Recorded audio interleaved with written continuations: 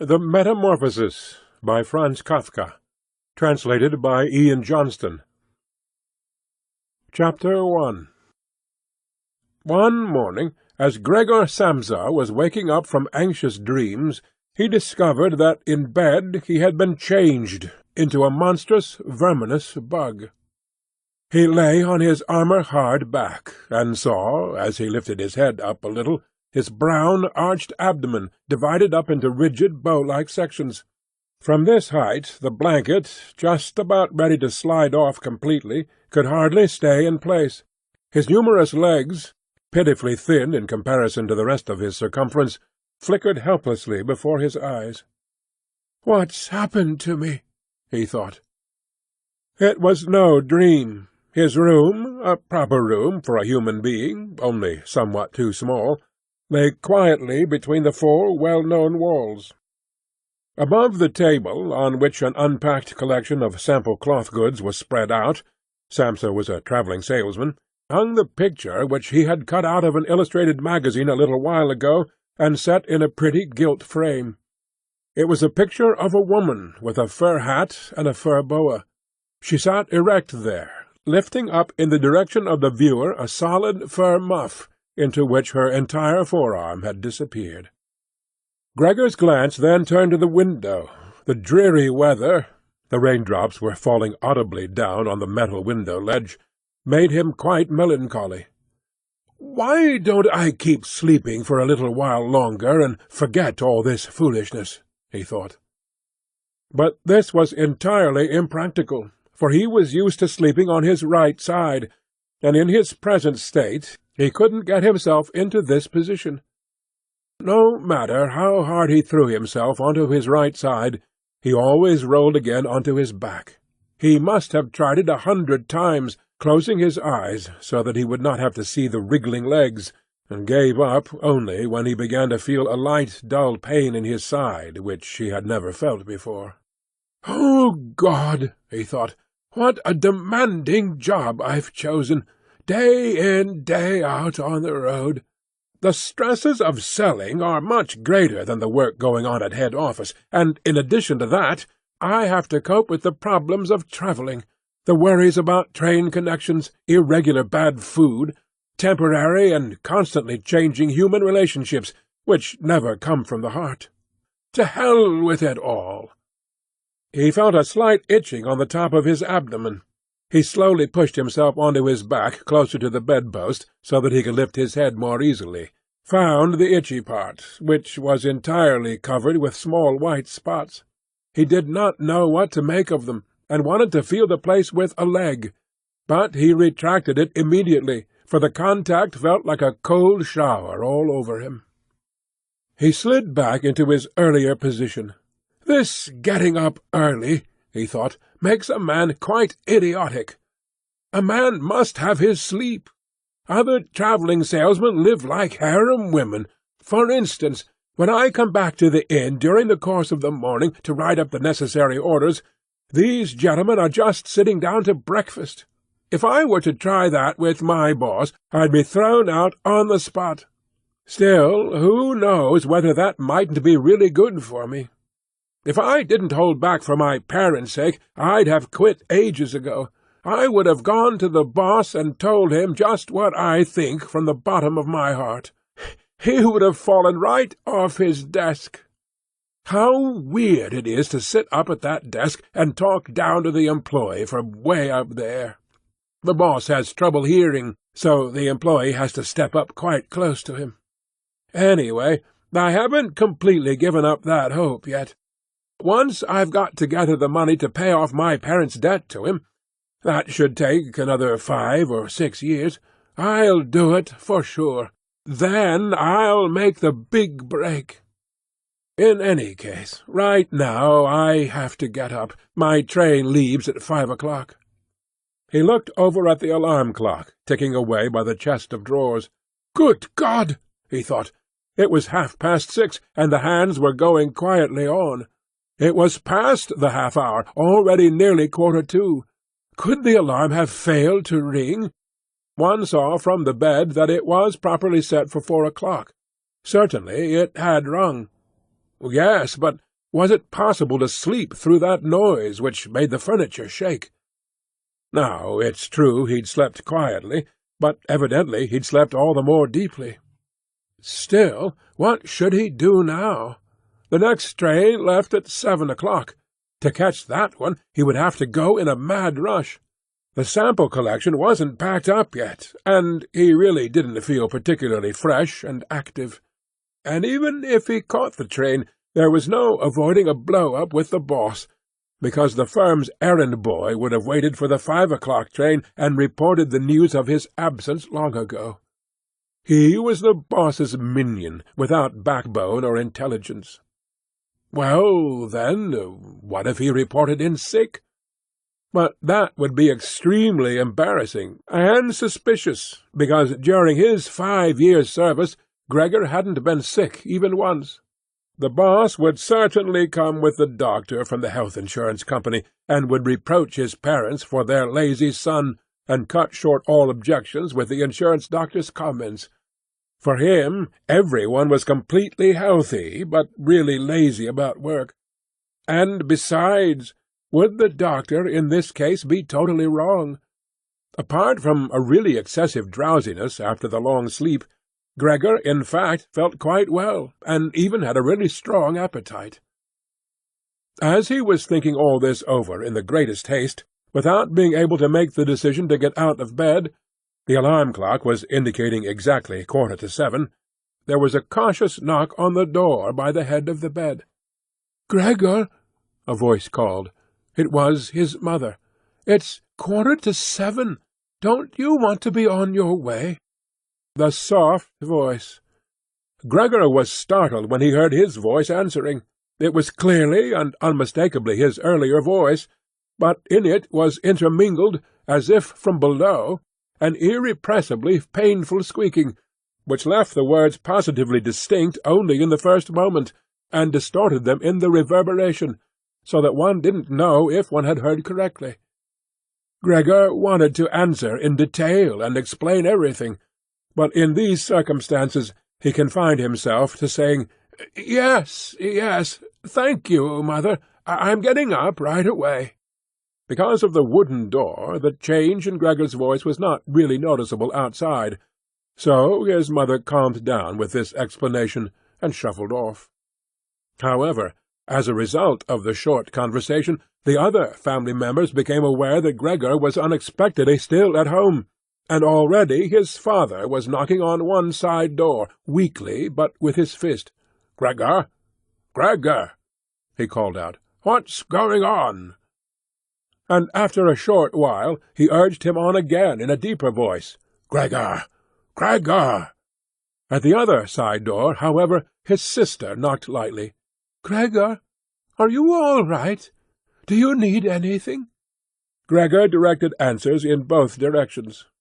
"I'll be ready right away."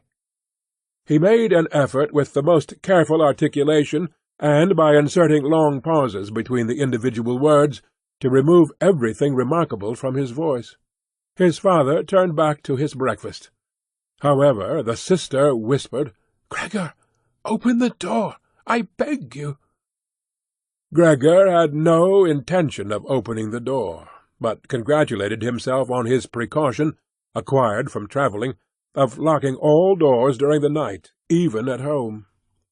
First he wanted to stand up quietly and undisturbed, get dressed, above all have breakfast, and only then consider further action, for, he noticed this clearly, by thinking things over in bed he would not reach a reasonable conclusion. He remembered that he had already often felt a light pain or other in bed, perhaps the result of an awkward lying position, which later turned out to be purely imaginary when he stood up, and he was eager to see how his present fantasies would gradually dissipate. That the change in his voice was nothing other than the onset of a real chill, an occupational illness of commercial travellers, of that he had not the slightest doubt. It was very easy to throw aside the blanket. He needed only to push himself up a little, and it fell by itself. But to continue was difficult, particularly because he was so unusually wide. He needed arms and hands to push himself upright, Instead of these, however, he had only many small limbs, which were incessantly moving with very different motions, and which, in addition, he was unable to control.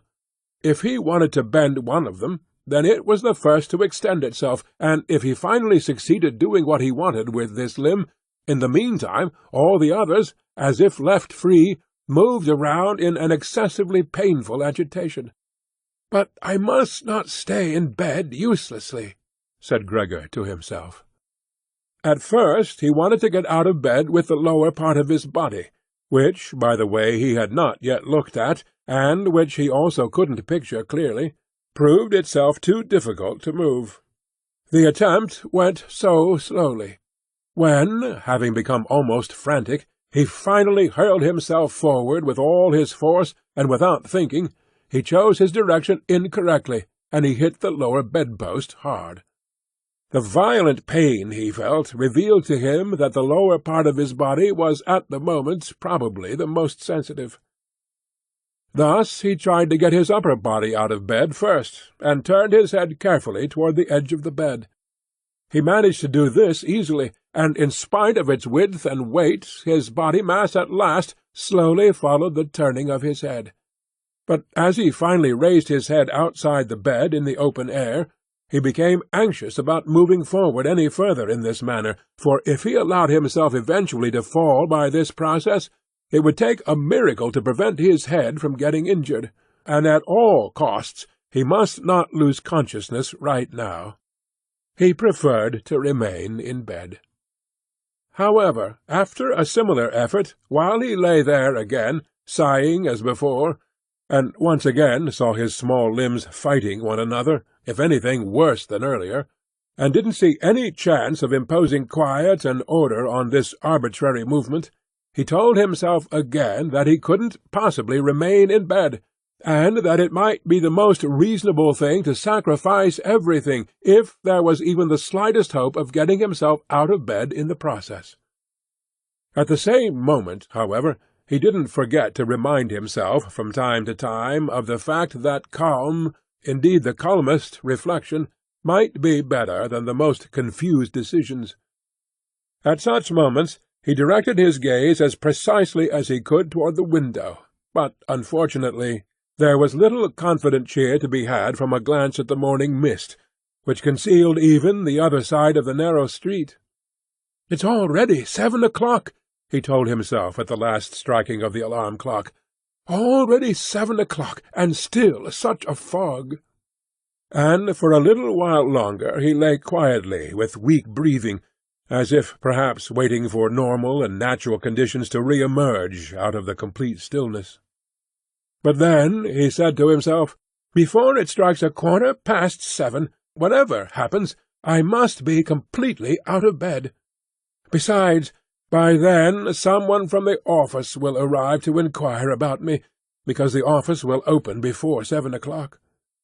And he made an effort then to rock his entire body-length out of the bed with a uniform motion. If he let himself fall out of bed in this way, his head, which in the course of the fall he intended to lift up sharply, would probably remain uninjured. His back seemed to be hard. Nothing would really happen to that as a result of the fall.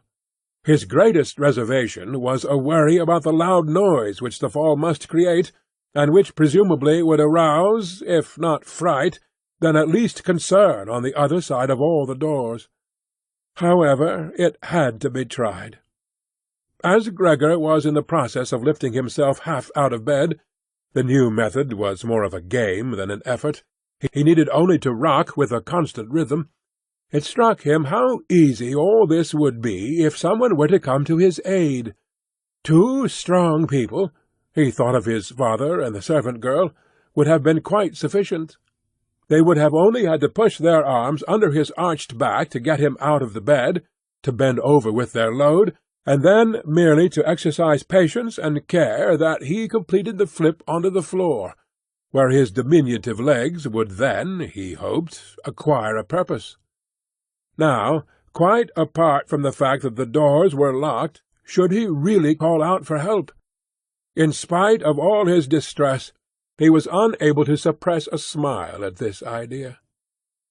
He had already got to the point where, by rocking more strongly, he maintained his equilibrium with difficulty, and very soon he would finally have to decide, for in 5 minutes it would be 7:15.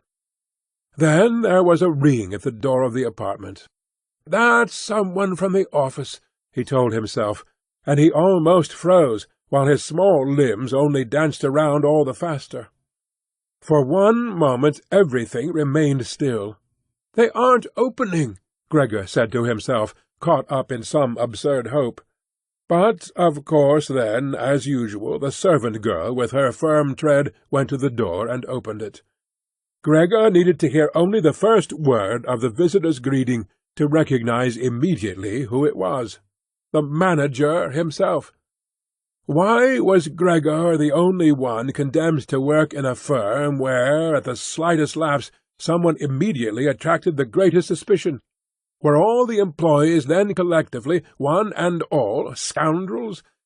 Among them, was there then no truly devoted person who, if he failed to use just a couple of hours in the morning for office work, would become abnormal from pangs of conscience, and really be in no state to get out of bed?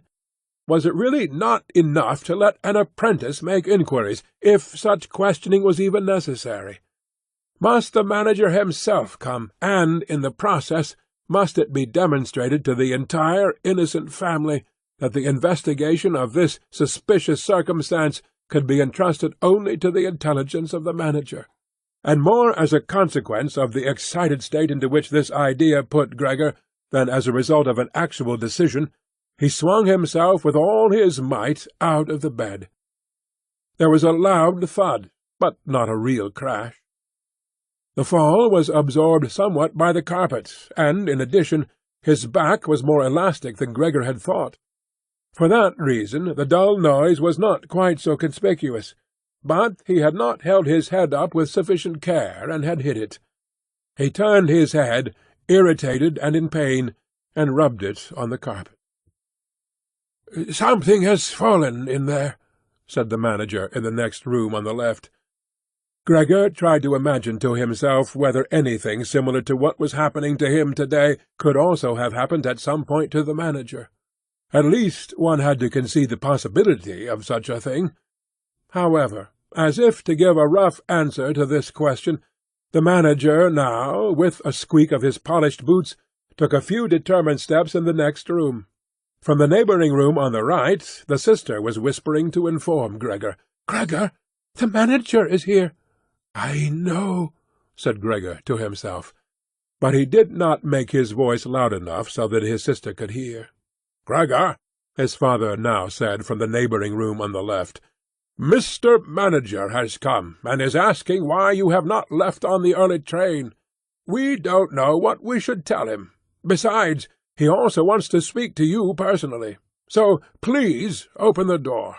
He will be good enough to forgive the mess in your room." In the middle of all this, the manager called out in a friendly way, "Good morning, Mr. Samsa." "He is not well," said his mother to the manager, while his father was still talking at the door. "He is not well, believe me, Mr. Manager. Otherwise, how would Gregor miss a train? The young man has nothing in his head except business. I'm almost angry that he never goes out at night. Right now he's been in the city 8 days, but he's been at home every evening. He sits there with us at the table, and reads the newspaper quietly, or studies his travel schedules. It is quite a diversion for him to busy himself with fretwork. For instance, he cut out a small frame over the course of 2 or 3 evenings. You'll be amazed how pretty it is. It's hanging right inside the room. You'll see it immediately, as soon as Gregor opens the door. Anyway, I'm happy that you're here, Mr. Manager. By ourselves, we would never have made Gregor open the door. He's so stubborn, and he's certainly not well, although he denied that this morning." "I'm coming right away," said Gregor slowly and deliberately, and didn't move, so as not to lose one word of the conversation. "My dear lady, I cannot explain it to myself in any other way," said the manager. "I hope it is nothing serious. On the other hand, I must also say that we business people, luckily or unluckily, however one looks at it, very often simply have to overcome a slight indisposition for business reasons. So, can Mr. Manager come in to see you now?" asked his father impatiently, and knocked once again on the door. "No," said Gregor. In the neighbouring room on the left a painful stillness descended. In the neighbouring room on the right the sister began to sob. Why didn't his sister go to the others? She'd probably just gotten out of bed now, and hadn't even started to get dressed yet. Then why was she crying? Because he wasn't getting up and wasn't letting the manager in, because he was in danger of losing his position, and because then his boss would badger his parents once again with the old demands?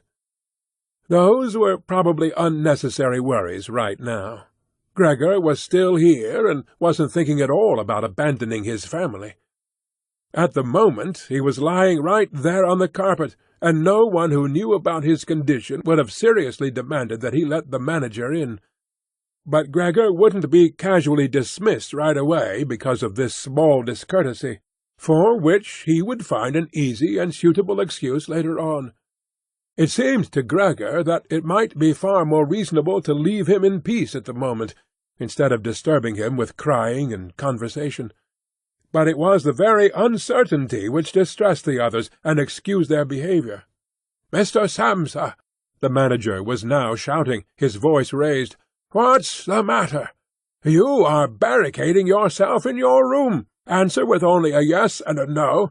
Are making serious and unnecessary troubles for your parents, and neglecting, I mention this only incidentally, your commercial duties in a truly unheard-of manner.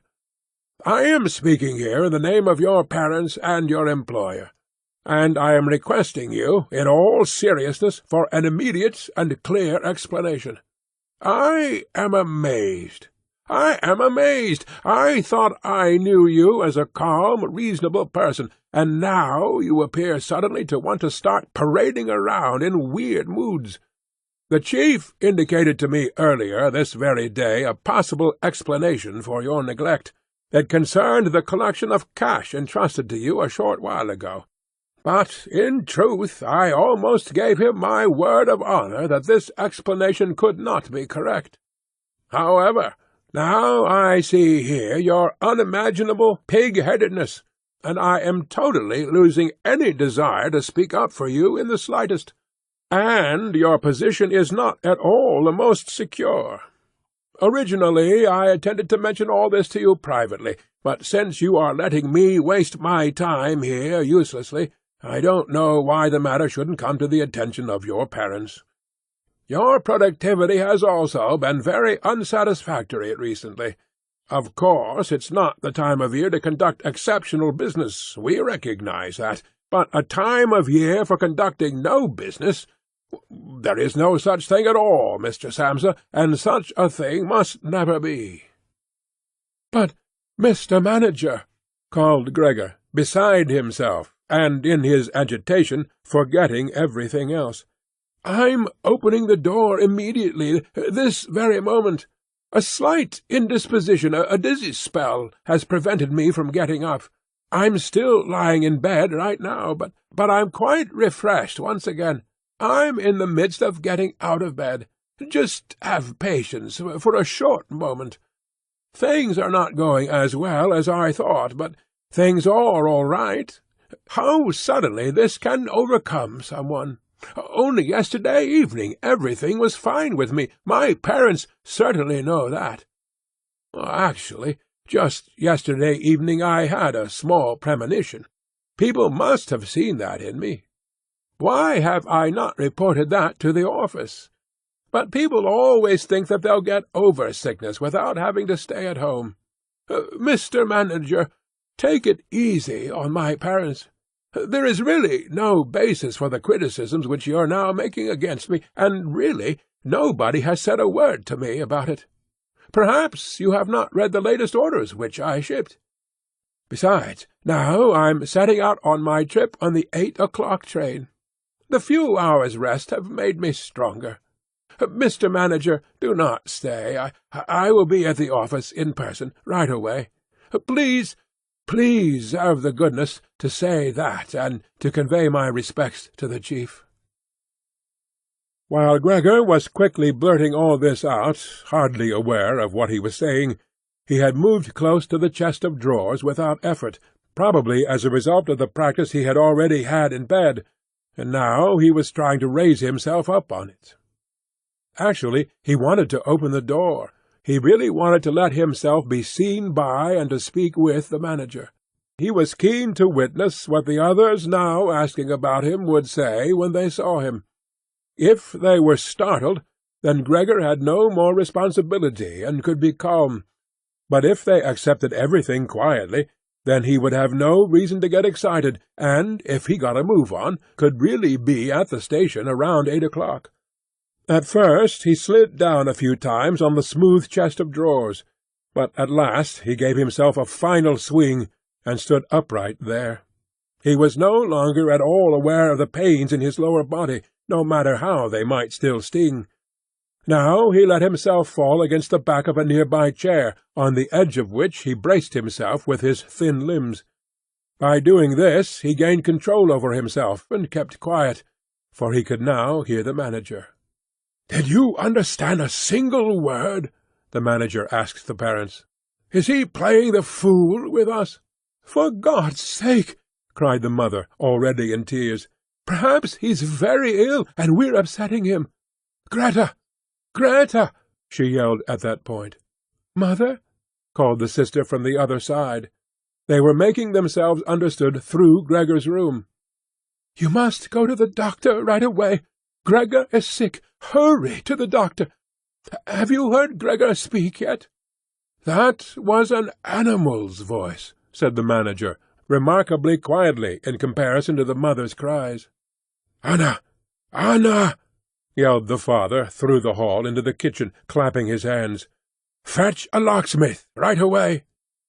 The two young women were already running through the hall with swishing skirts. How had his sister dressed herself so quickly, and yanked open the doors of the apartment? One couldn't hear the doors closing at all. They probably had left them open, as is customary in an apartment where a huge misfortune has taken place. However, Gregor had become much calmer. All right, people did not understand his words any more, although they seemed clear enough to him, clearer than previously, perhaps because his ears had gotten used to them. But at least people now thought that things were not all right with him, and were prepared to help him. The confidence and assurance with which the first arrangements had been carried out made him feel good.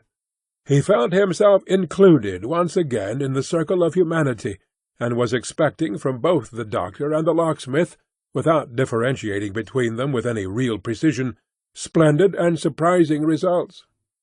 In order to get as clear a voice as possible for the critical conversation which was imminent, he coughed a little, and certainly took the trouble to do this in a really subdued way, since it was possible that even this noise sounded like something different from a human cough. He no longer trusted himself to decide any more. Meanwhile, in the next room it had become really quiet. Perhaps his parents were sitting with the manager at the table, whispering. Perhaps they were all leaning against the door, listening.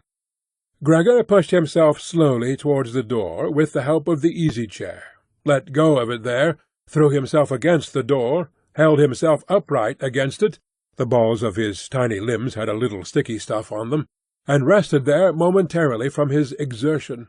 Then he made an effort to turn the key in the lock with his mouth. Unfortunately, it seemed that he had no real teeth. How, then, was he to grab hold of the key? But to make up for that, his jaws were naturally very strong. With their help he managed to get the key really moving.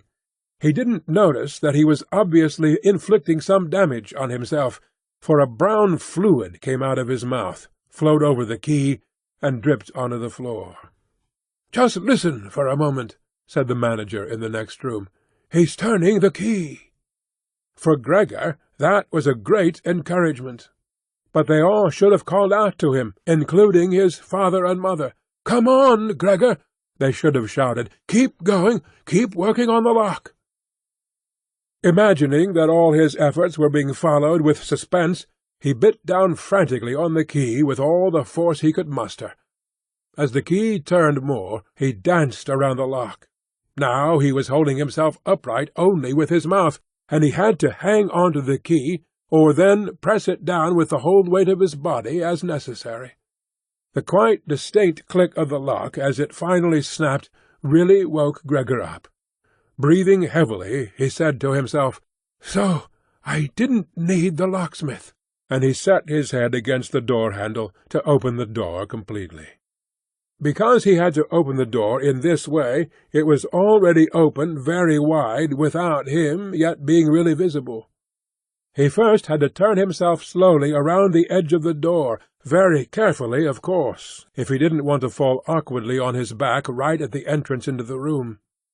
He was still preoccupied with this difficult movement, and had no time to pay attention to anything else, when he heard the manager exclaim aloud, "Oh!" It sounded like the wind whistling. And now he saw him, nearest to the door, pressing his hand against his open mouth, and moving slowly back, as if an invisible constant force was pushing him away. His mother, in spite of the presence of the manager, she was standing there with her hair sticking up on end, still a mess from the night, was looking at his father with her hands clasped. She then went 2 steps towards Gregor and collapsed right in the middle of her skirts, which were spread out all around her, her face sunk on her breast, completely concealed. His father clenched his fist with a hostile expression, as if he wished to push Gregor back into his room, then looked uncertainly around the living-room, covered his eyes with his hands, and cried so that his mighty breast shook. At this point Gregor did not take 1 step into the room, but leaned his body from the inside against the firmly bolted wing of the door, so that only half his body was visible, as well as his head, tilted sideways, with which he peeped over at the others. Meanwhile it had become much brighter. Standing out clearly from the other side of the street was a part of the endless grey-black house situated opposite.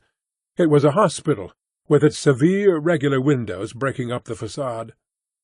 The rain was still coming down, but only in large individual drops, visibly and firmly thrown down one by one onto the ground. The breakfast dishes were standing piled around on the table, because for his father breakfast was the most important meal-time in the day, which he prolonged for hours by reading various newspapers.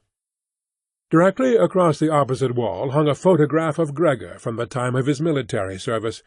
It was a picture of him as a lieutenant, as he, smiling and worry-free, with his hand on his sword, demanded respect for his bearing and uniform. The door to the hall was ajar, and since the door to the apartment was also open, one could see out into the landing of the apartment and the start of the staircase going down. "Now," said Gregor, well aware that he was the only one who had kept his composure, "I'll get dressed right away, pick up the collection of samples, and set off. You'll allow me to set out on my way, will you not? You see, Mr. Manager, I am not pig-headed, and I am happy to work. Travelling is exhausting, but I couldn't live without it. Where are you going, Mr. Manager? To the office? Really? Will you report everything truthfully? A person can be incapable of work momentarily, but that's precisely the best time to remember the earlier achievements, and to consider that later, after the obstacles have been shoved aside, the person will work all the more eagerly and intensely. I am really so indebted to Mr. Chief. You know that perfectly well. On the other hand, I am concerned about my parents and my sister. I'm in a fix, but I'll work myself out of it again. Don't make things more difficult for me than they already are. Speak up on my behalf in the office. People don't like travelling salesmen, I know that. People think they earn pots of money and thus lead a fine life.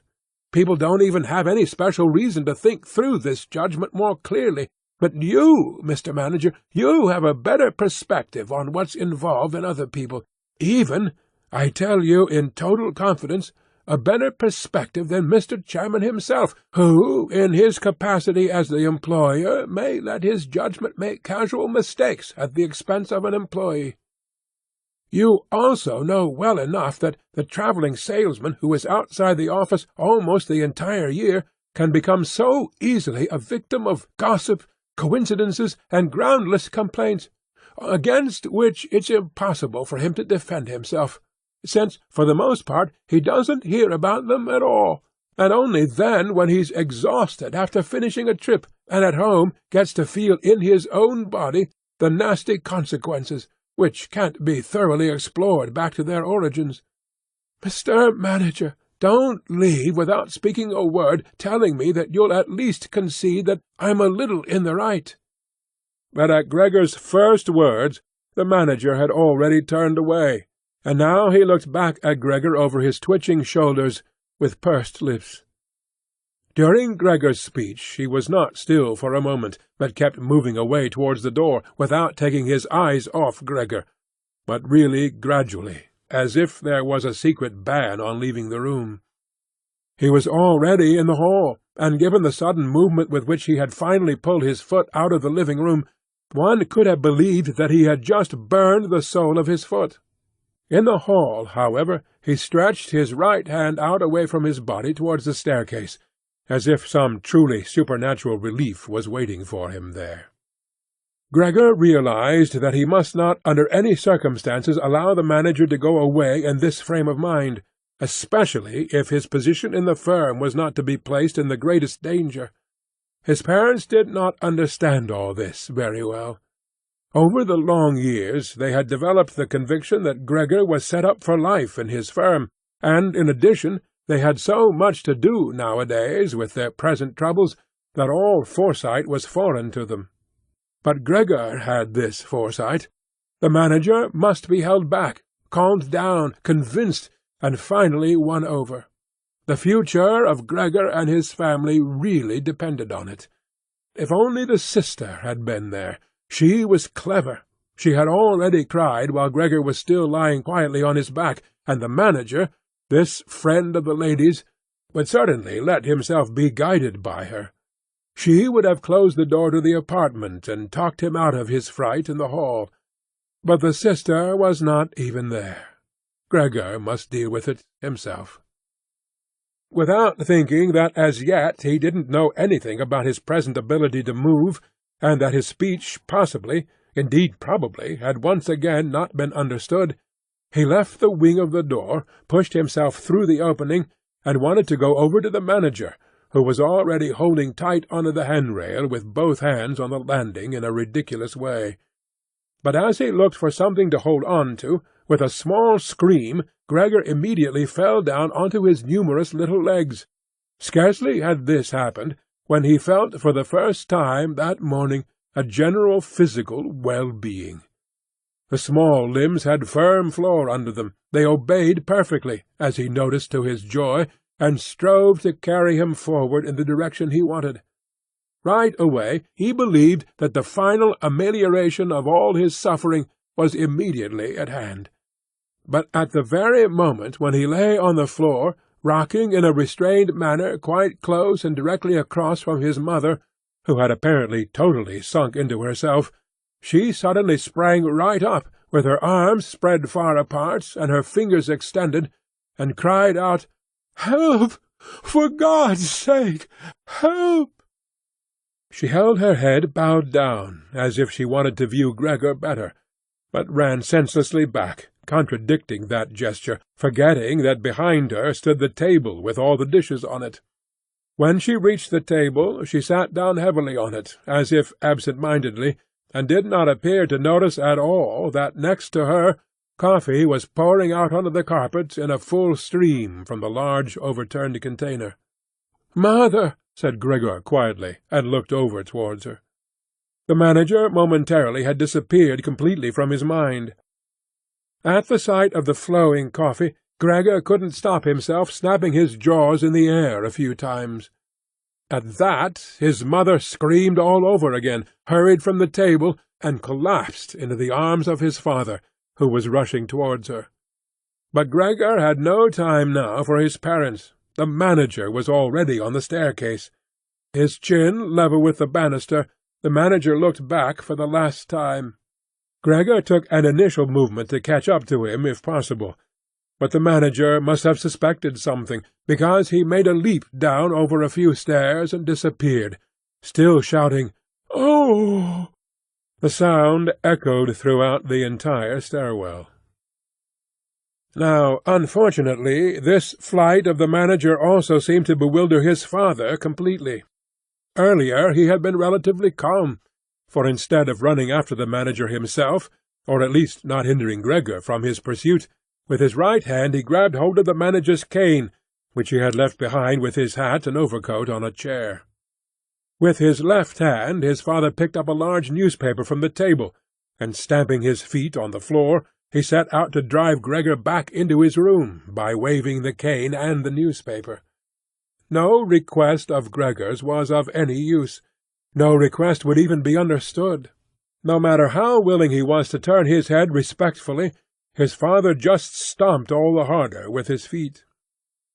Across the room from him, his mother had pulled open a window, in spite of the cool weather, and leaning out with her hands on her cheeks, she pushed her face far outside the window. Between the alley and the stairwell a strong draught came up, the curtains on the window flew around, the newspapers on the table swished, and individual sheets fluttered down over the floor. The father relentlessly pressed forward, pushing out sibilants like a wild man. Now, Gregor had no practice at all in going backwards. It was really very slow going. If Gregor only had been allowed to turn himself around, he would have been in his room right away. But he was afraid to make his father impatient by the time-consuming process of turning around, and each moment he faced the threat of a mortal blow on his back or his head from the cane in his father's hand.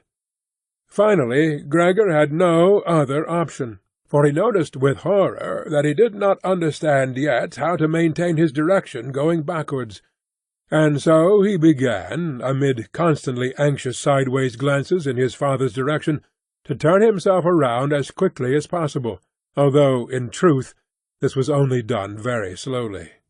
Perhaps his father noticed his good intentions, for he did not disrupt Gregor in this motion, but with the tip of the cane, from a distance, he even directed Gregor's rotating movement here and there. If only his father had not hissed so unbearably! Because of that, Gregor totally lost his head. He was already almost totally turned around, when, always with this hissing in his ear, he just made a mistake and turned himself back a little. But when he finally was successful in getting his head in front of the door opening, it became clear that his body was too wide to go through any further. Naturally, his father, in his present mental state, had no idea of opening the other wing of the door a bit, to create a suitable passage for Gregor to get through. His single fixed thought was that Gregor must get into his room as quickly as possible. He would never have allowed the elaborate preparations that Gregor required to orient himself, and thus perhaps get through the door. On the contrary, as if there were no obstacle, and with a peculiar noise, he now drove Gregor forwards. Behind Gregor the sound at this point was no longer like the voice of only a single father. Now it was really no longer a joke, and Gregor forced himself, come what might, into the door. One side of his body was lifted up. He lay at an angle in the door opening, his one flank was sore with the scraping. On the white door ugly blotches were left. Soon he was stuck fast, and would not have been able to move any more on his own. The tiny legs on one side hung twitching in the air above, and the ones on the other side were pushed painfully into the floor. Then his father gave him one really strong liberating push from behind, and he scurried, bleeding severely, far into the interior of his room. The door was slammed shut with the cane, and finally it was quiet. Chapter 2. Gregor first woke up from his heavy swoon-like sleep in the evening twilight. He would certainly have woken up soon afterwards without any disturbance, for he felt himself sufficiently rested and wide awake, although it appeared to him as if a hurried step and a cautious closing of the door to the hall had aroused him. Light from the electric street lamps lay pale here and there on the ceiling and on the higher parts of the furniture, but underneath, around Gregor, it was dark. He pushed himself slowly toward the door, still groping awkwardly with his feelers, which he now learned to value for the first time, to check what was happening there. His left side seemed one single, long, unpleasantly stretched scar, and he finally had to hobble on his 2 rows of legs. In addition, one small leg had been seriously wounded in the course of the morning incident. It was almost a miracle that only one had been hurt, and dragged lifelessly behind. By the door he first noticed what had really lured him there. It was the smell of something to eat. A bowl stood there, filled with sweetened milk, in which swam tiny pieces of white bread. He almost laughed with joy, for he now had a much greater hunger than in the morning, and he immediately dipped his head almost up to and over his eyes, down into the milk. But he soon drew it back again in disappointment, not just because it was difficult for him to eat, on account of his delicate left side. He could eat only if his entire panting body worked in a coordinated way, but also because the milk, which otherwise was his favourite drink, and which his sister had certainly placed there for that reason, did not appeal to him at all. He turned away from the bowl almost with aversion, and crept back into the middle of the room. In the living-room, as Gregor saw through the crack in the door, the gas was lit, but where, on other occasions at this time of day, his father was accustomed to read the afternoon newspaper in a loud voice to his mother, and sometimes also to his sister, at the moment no sound was audible. Now perhaps this reading aloud, about which his sister had always spoken and written to him, had recently fallen out of their general routine, but it was so still all around, in spite of the fact that the apartment was certainly not empty. "What a quiet life the family leads," said Gregor to himself, and as he stared fixedly out in front of him into the darkness, he felt a great pride that he had been able to provide such a life in a beautiful apartment like this for his parents and his sister.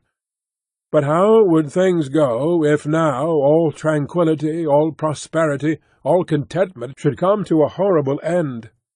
In order not to lose himself in such thoughts, Gregor preferred to set himself moving, so he moved up and down in his room. Once, during the long evening, one side door and then the other door was opened just a tiny crack, and quickly closed again. Someone presumably needed to come in, but had then thought better of it. Gregor immediately took up a position by the living-room door, determined to bring in the hesitant visitor somehow or other, or at least to find out who it might be. But now the door was not opened any more, and Gregor waited in vain. Earlier, when the door had been barred, they had all wanted to come in to him.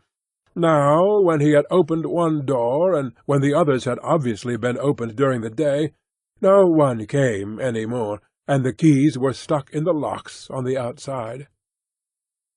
The light in the living-room was turned off only late at night, and now it was easy to establish that his parents and his sister had stayed awake all this time, for one could hear clearly as all 3 moved away on tiptoe. Now it was certain that no one would come into Gregor any more until the morning. Thus he had a long time to think undisturbed about how he should reorganize his life from scratch. But the high open room, in which he was compelled to lie flat on the floor, made him anxious, without his being able to figure out the reason, for he had lived in the room for 5 years. With a half-unconscious turn, and not without a slight shame, he scurried under the couch, where, in spite of the fact that his back was a little too cramped, and he could no longer lift his head, he felt very comfortable, and was sorry only that his body was too wide to fit completely under it. There he remained the entire night, which he spent partly in a state of semi-sleep, out of which his hunger constantly woke him with a start, but partly in a state of worry and murky hopes, which all led to the conclusion that for the time being he would have to keep calm, and with patience and the greatest consideration for his family tolerate the troubles which, in his present condition, he was now forced to cause them. Already early in the morning, it was still almost night, Gregor had an opportunity to test the power of the decisions he had just made, for his sister, almost fully dressed, opened the door from the hall into his room, and looked eagerly inside. She did not find him immediately, but when she noticed him under the couch— God, he had to be somewhere or other, for he could hardly fly away— she got such a shock that, without being able to control herself, she slammed the door shut once again from the outside. However, as if she was sorry for her behaviour, she immediately opened the door again and walked in on her tiptoes, as if she was in the presence of a serious invalid or a total stranger. Gregor had pushed his head forward just to the edge of the couch, and was observing her. Would she really notice that he had left the milk standing, not indeed from any lack of hunger, and would she bring in something else to eat more suitable for him? If she did not do it on her own, he would sooner starve to death than call her attention to the fact, although he had a really powerful urge to move beyond the couch, throw himself at his sister's feet, and beg her for something or other good to eat. But his sister noticed right away with astonishment that the bowl was still full, with only a little milk spilled around it. She picked it up immediately, although not with her bare hands, but with a rag, and took it out of the room. Gregor was extremely curious what she would bring as a substitute, and he pictured to himself different ideas about it. But he never could have guessed what his sister, out of the goodness of her heart, in fact did. She brought him, to taste his test, an entire selection, all spread out on an old newspaper. There were half-rotten vegetables, bones with the evening meal, covered with a white sauce which had almost solidified, some raisins and almonds, cheese which Gregor had declared inedible 2 days earlier, a slice of dry bread, and a slice of salted bread smeared with butter. In addition to all this, she put down a bowl, probably designated once and for all as Gregor's, into which she poured some water. And out of her delicacy of feeling, since she knew that Gregor would not eat in front of her, she went away very quickly, and even turned the key in the lock, so that Gregor would now observe that he could make himself as comfortable as he wished. Gregor's small limbs buzzed now that the time for eating had come. His wounds must, in any case, have already healed completely.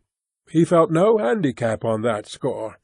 He was astonished at that, and thought about how, more than a month ago, he had cut his finger slightly with a knife, and how this wound had hurt enough even the day before yesterday. "Am I now going to be less sensitive?" he thought, already sucking greedily on the cheese, which had strongly attracted him right away, more than all the other foods. Quickly, and with his eyes watering with satisfaction, he ate one after the other, the cheese, the vegetables, and the sauce. The fresh food, by contrast, didn't taste good to him. He couldn't bear the smell, and even carried the things he wanted to eat a little distance away. By the time his sister slowly turned the key as a sign that he should withdraw, he was long finished, and now lay lazily in the same spot. The noise immediately startled him, in spite of the fact that he was already almost asleep, and he scurried back again under the couch. But it cost him great self-control to remain under the couch, even for the short time his sister was in the room, because his body had filled out somewhat on account of the rich meal, and in the narrow space there he could scarcely breathe. In the midst of minor attacks of asphyxiation, he looked at her with somewhat protruding eyes, as his unsuspecting sister swept up with a broom not just the remnants, but even the foods which Gregor had not touched at all, as if these were also now useless, and as she dumped everything quickly into a bucket, which she closed with a wooden lid, and then carried all of it out of the room. She had hardly turned round before Gregor had already dragged himself out from the couch, stretched out, and let his body expand. In this way Gregor got his food every day, once in the morning, when his parents and the servant girl were still asleep, and a second time after the common noon meal, for his parents were, as before, asleep then for a little while, and the servant girl was sent off by his sister on some errand or other. They certainly would not have wanted Gregor to starve to death, but perhaps they could not have endured finding out what he ate other than by hearsay. Perhaps his sister wanted to spare them what was possibly only a small grief, for they were really suffering quite enough already. What sorts of excuses people had used on that first morning to get the doctor and the locksmith out of the house, Gregor was completely unable to ascertain. Since they could not understand him, no one, not even his sister, thought that he might be able to understand others, and thus, when his sister was in her room, he had to be content with listening now and then to her sighs and invocations to the saints.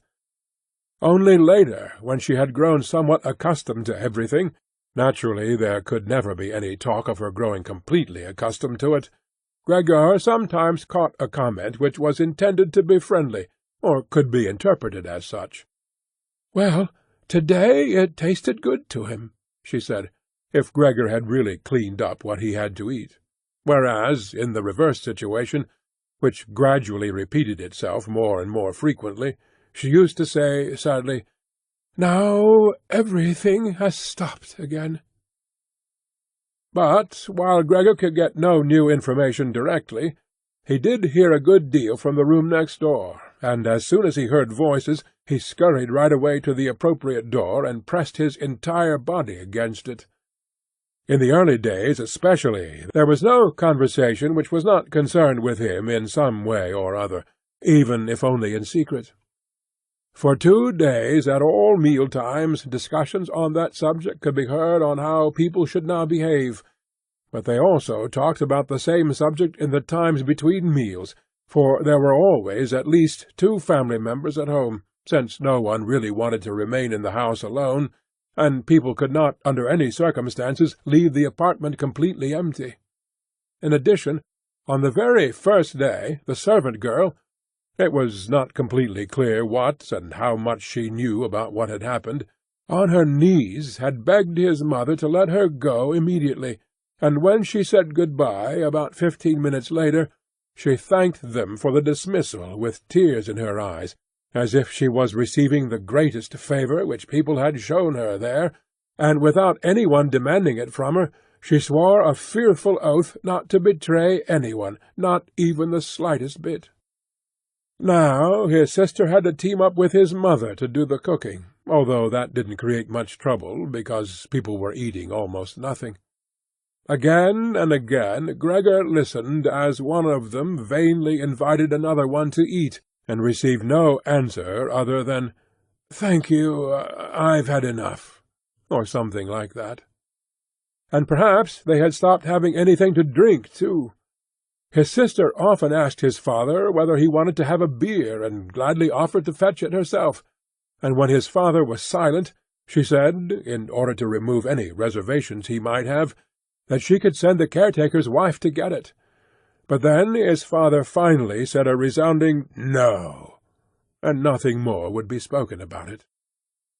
Already during the first day his father laid out all the financial circumstances and prospects to his mother, and to his sister as well. From time to time he stood up from the table and pulled out of the small lock-box salvaged from his business, which had collapsed 5 years previously, some document or other, or some notebook.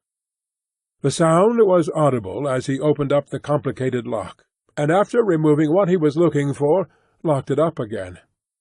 These explanations by his father were, in part, the first enjoyable thing that Gregor had the chance to listen to since his imprisonment. He had thought that nothing at all was left over for his father from that business. At least his father had told him nothing to contradict that view, and Gregor, in any case, hadn't asked him about it. At the time, Gregor's only concern had been to use everything he had in order to allow his family to forget as quickly as possible the business misfortune which had brought them all into a state of complete hopelessness. and so, at that point, he'd started to work with a special intensity, and from an assistant had become, almost overnight, a travelling salesman, who naturally had entirely different possibilities for earning money, and whose successes at work were converted immediately into the form of cash commissions, which could be set out on the table at home in front of his astonished and delighted family. Those had been beautiful days, and they had never come back afterwards, at least not with the same splendour, in spite of the fact that Gregor later earned so much money that he was in a position to bear the expenses of the entire family, costs which he, in fact, did bear. They had become quite accustomed to it, both the family and Gregor as well. They took the money with thanks, and he happily surrendered it. But the special warmth was no longer present.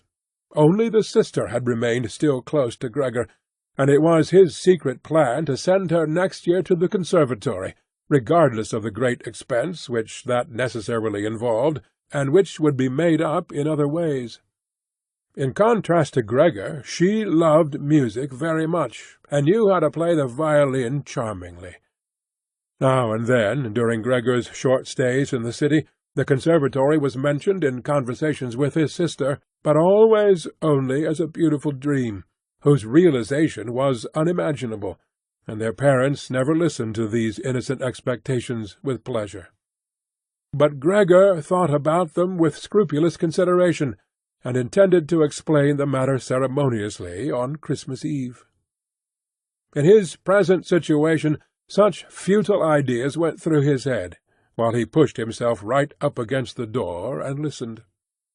Sometimes, in his general exhaustion, he couldn't listen any more, and let his head bang listlessly against the door. But he immediately pulled himself together, for even the small sound which he made by this motion was heard near by, and silenced everyone. "There he goes on again," said his father after a while, clearly turning towards the door, and only then would the interrupted conversation gradually be resumed again. Gregor found out clearly enough, for his father tended to repeat himself often in his explanations, partly because he had not personally concerned himself with these matters for a long time now, and partly also because his mother did not understand everything right away the first time, that in spite of all bad luck, a fortune, although a very small one, was available from the old times, which the interest, which had not been touched, had in the intervening time gradually allowed to increase a little. Furthermore, in addition to this, the money which Gregor had brought home every month (he had kept only a few florins for himself) had not been completely spent, and had grown into a small capital amount. Gregor, behind his door, nodded eagerly, rejoicing over this unanticipated foresight and frugality. True, with this excess money he could have paid off more of his father's debt to his employer, and the day on which he could be rid of this position would have been a lot closer, but now things were doubtless better the way his father had arranged them. At the moment, however, this money was not nearly sufficient to permit the family to live on the interest payments. Perhaps it would be enough to maintain the family for 1 or at most 2 years, that's all. Thus it only added up to an amount which one should not really draw upon, and which must be set aside for an emergency. But the money to live on had to be earned. Now, although his father was old, he was a healthy man who had not worked at all for 5 years, and thus could not be counted on for very much. He had, in those 5 years, the first holidays of his trouble-filled but unsuccessful life, put on a good deal of fat, and thus had become really heavy. And should his old mother now perhaps work for money, a woman who suffered from asthma, for whom wandering through the apartment even now was a great strain, and who spent every second day on the sofa by the open window, labouring for breath? Should his sister earn money, a girl who was still a 17-year-old child, whose earlier lifestyle had been so very delightful that it had consisted of dressing herself nicely, sleeping in late, helping around the house, taking part in a few modest enjoyments, and above all playing the violin? When it came to talking about this need to earn money, at first Gregor went away from the door, and threw himself on the cold leather sofa beside the door, for he was quite hot from shame and sorrow. Often he lay there all night long. He didn't sleep a moment, and just scratched on the leather for hours at a time. He undertook the very difficult task of shoving a chair over to the window. Then he crept up on the window-sill, and braced in the chair, leaned against the window to look out, obviously with some memory or other of the satisfaction which that used to bring him in earlier times. Actually, from day to day he perceived things with less and less clarity, even those a short distance away. The hospital across the street, the all too frequent sight of which he had previously cursed, was not visible at all any more, and if he had not been precisely aware that he lived in the quiet but completely urban Charlotte Street, he would have believed that from his window he was peering out at a featureless wasteland, in which the grey heaven and the grey earth had merged, and were indistinguishable. His attentive sister must have observed a couple of times that the chair stood by the window. Then, after cleaning up the room, each time she pushed the chair back right against the window, and from now on she even left the inner casement open. If Gregor had only been able to speak to his sister and thank her for everything that she did for him, he would have tolerated her service more easily. As it was, he suffered under it. The sister admittedly sought to cover up the awkwardness of everything as much as possible, and as time went by she naturally got more successful at it. But with the passing of time Gregor also came to understand everything more precisely. Even her entrance was terrible for him. As soon as she entered she ran straight to the window, without taking the time to shut the door, in spite of the fact that she was otherwise very considerate in sparing anyone the sight of Gregor's room, and yanked the window open with eager hands, as if she was almost suffocating, and remained for a while by the window breathing deeply, even when it was still so cold. With this running and noise she frightened Gregor twice every day. The entire time he trembled under the couch, and yet he knew very well that she would certainly have spared him gladly if it had only been possible to remain with the window closed in a room where Gregor lived.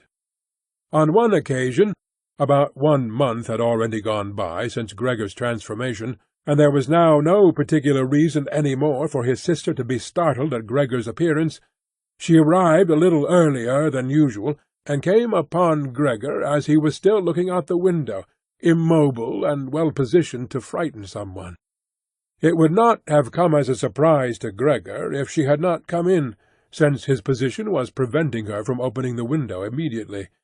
But she not only did not step inside, she even retreated and shut the door.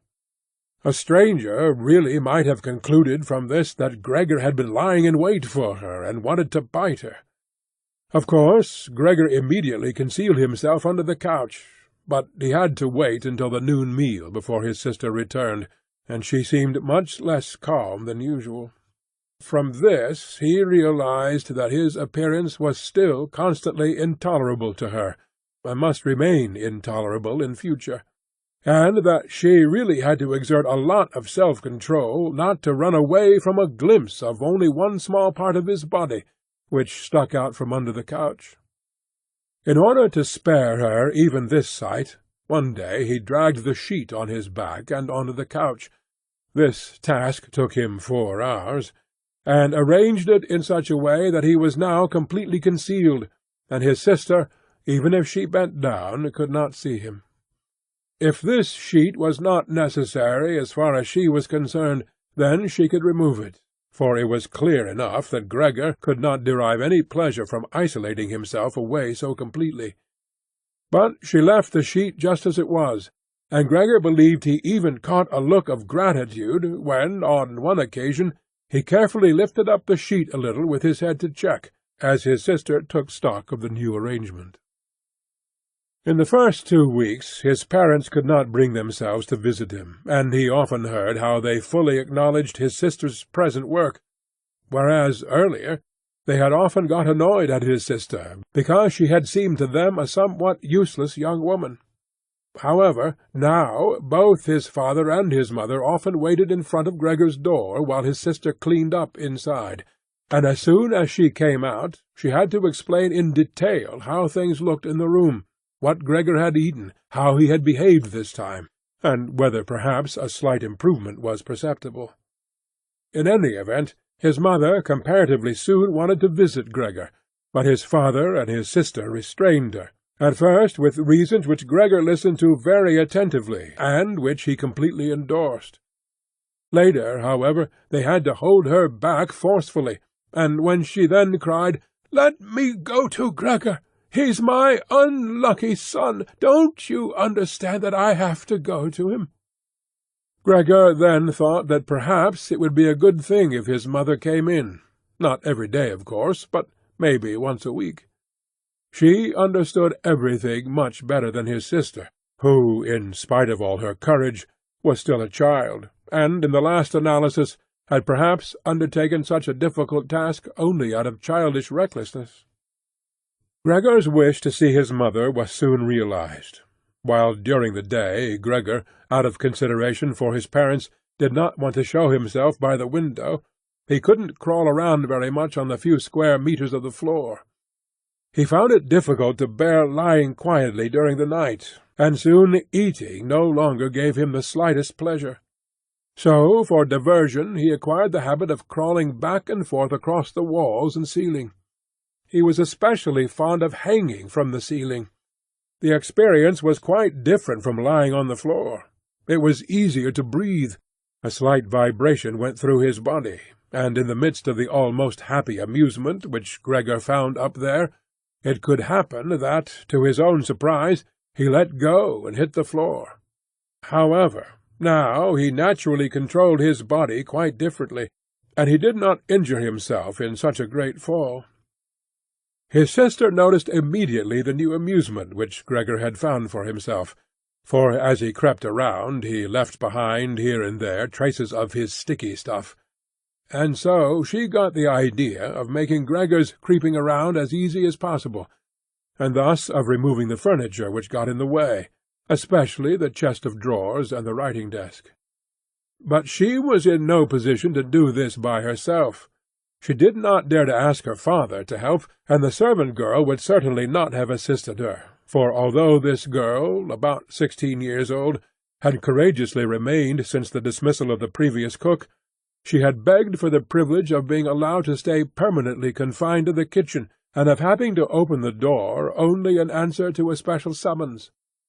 Thus her sister had no other choice but to involve his mother, while his father was absent. His mother approached Gregor's room with cries of excited joy, but she fell silent at the door. Of course his sister first checked whether everything in the room was in order. Only then did she let his mother walk in. In great haste Gregor had drawn the sheet down even further, and wrinkled it more. The whole thing really looked just like a coverlet thrown carelessly over the couch. On this occasion Gregor held back from spying out from under the sheet. Thus he refrained from looking at his mother this time, and was just happy that she had come. "Come on, he's not visible," said his sister, and evidently led his mother by the hand. Now Gregor listened, as these two weak women shifted the still heavy old chest of drawers from its position, and as his sister constantly took on herself the greater part of the work, without listening to the warnings of his mother, who was afraid that she would strain herself. The work lasted a long time. After about a quarter of an hour had already gone by, his mother said it would be better if they left the chest of drawers where it was, because, in the first place, it was too heavy. They would not be finished before his father's arrival, and leaving the chest of drawers in the middle of the room would block all Gregor's pathways. But, in the second place, they could not be certain that Gregor would be pleased with the removal of the furniture. To her the reverse seemed to be true. The sight of the empty walls pierced her right to the heart. And why should Gregor not feel the same, since he had been accustomed to the room furnishings for a long time, and in an empty room would feel himself abandoned? "And is it not the case," his mother concluded very quietly, almost whispering, as if she wished to prevent Gregor, whose exact location she really didn't know, from hearing even the sound of her voice, for she was convinced that he did not understand her words, "and isn't it a fact that by removing the furniture we're showing that we're giving up all hope of an improvement, and are leaving him to his own resources without any consideration? I think it would be best if we tried to keep the room exactly in the condition it was in before, so that, when Gregor returns to us, he finds everything unchanged, and can forget the intervening time all the more easily." As he heard his mother's words, Gregor realized that the lack of all immediate human contact, together with the monotonous life surrounded by the family over the course of these 2 months, must have confused his understanding, because otherwise he couldn't explain to himself how he, in all seriousness, could have been so keen to have his room emptied.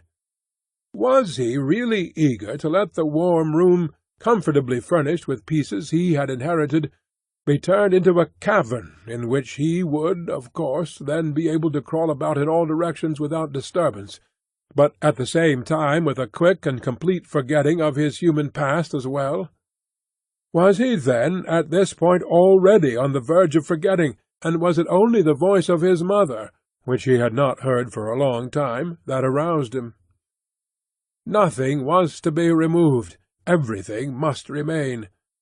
In his condition he could not function without the beneficial influences of his furniture, and if the furniture prevented him from carrying out his senseless crawling about all over the place, then there was no harm in that, but rather a great benefit.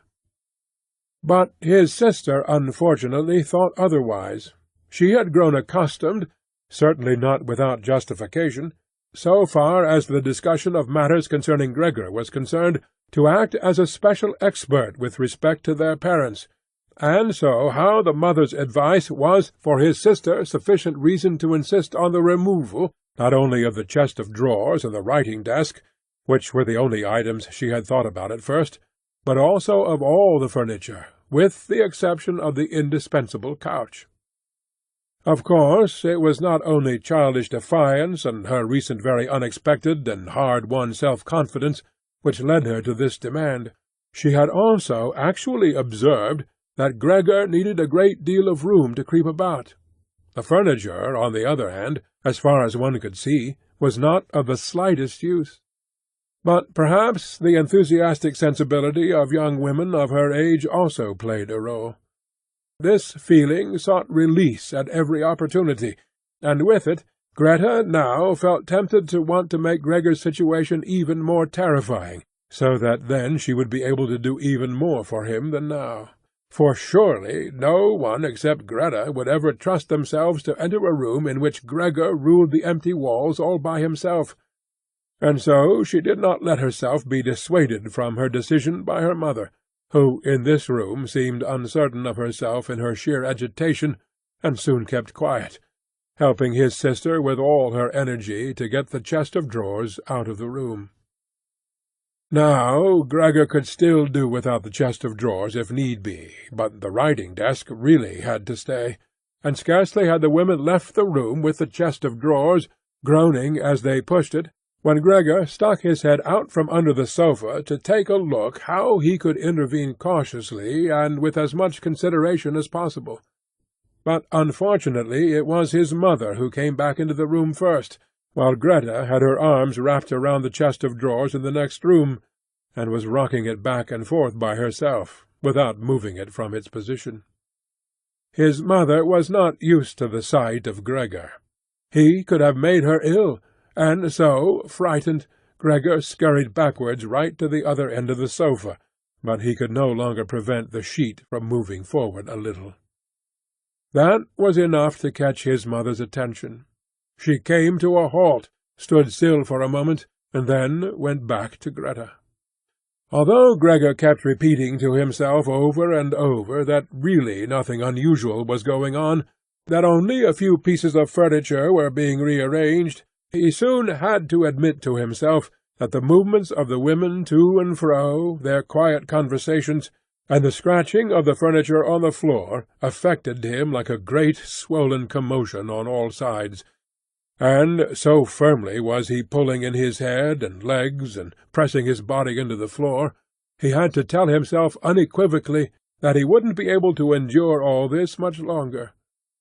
They were cleaning out his room, taking away from him everything he cherished.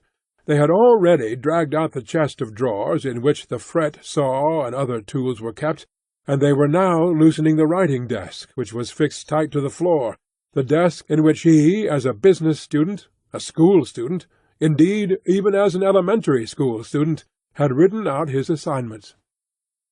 At that moment he really didn't have any more time to check the good intentions of the two women, whose existence he had in any case almost forgotten, because in their exhaustion they were working really silently, and the heavy stumbling of their feet was the only sound to be heard. And so he scuttled out. The women were just propping themselves up on the writing-desk in the next room in order to take a breather, changing the direction of his path 4 times. He really didn't know what he should rescue first. Then he saw hanging conspicuously on the wall, which was otherwise already empty, the picture of the woman dressed in nothing but fur. He quickly scurried up over it and pressed himself against the glass which held it in place, and which made his hot abdomen feel good. At least this picture, which Gregor at the moment completely concealed, surely no one would now take away. He twisted his head towards the door of the living-room to observe the women as they came back in. They had not allowed themselves very much rest, and were coming back right away. Greta had placed her arm around her mother and held her tightly. "So what shall we take now?" said Greta, and looked around her. Then her glance met Gregor's from the wall. She kept her composure only because her mother was there.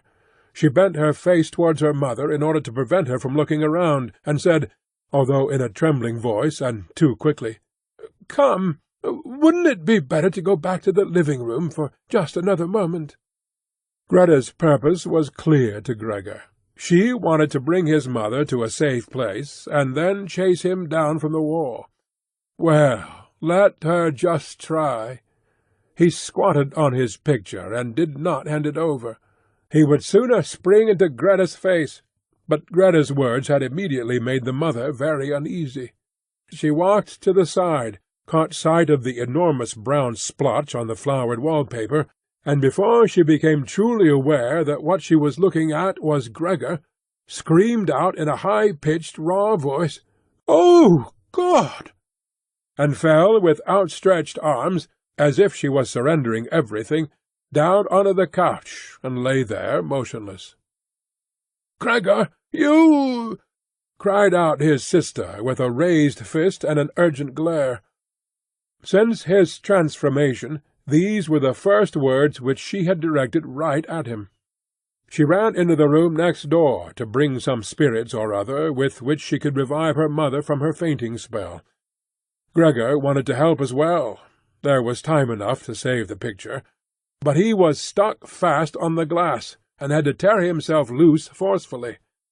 Then he also scurried into the next room, as if he could give his sister some advice, as in earlier times, but then he had to stand there idly behind her, while she rummaged about among various small bottles. Still, she was frightened when she turned around.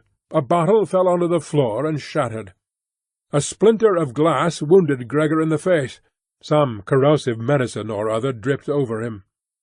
Now, without lingering any longer, Greta took as many small bottles as she could hold, and ran with them into her mother.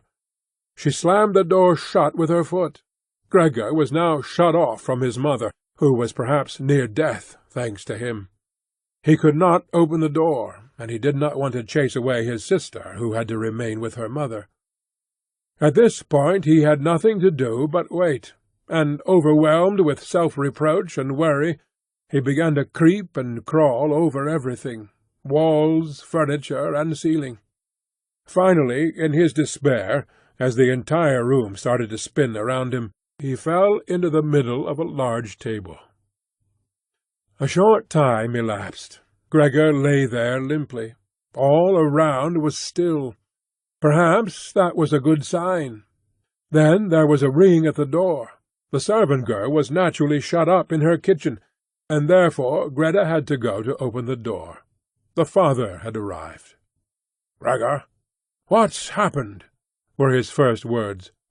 Greta's appearance had told him everything. Greta replied with a dull voice. Evidently she was pressing her face into her father's chest. "Mother fainted, but she's getting better now. Gregor has broken loose." "Yes, I have expected that," said his father. "I always told you that, but you women don't want to listen."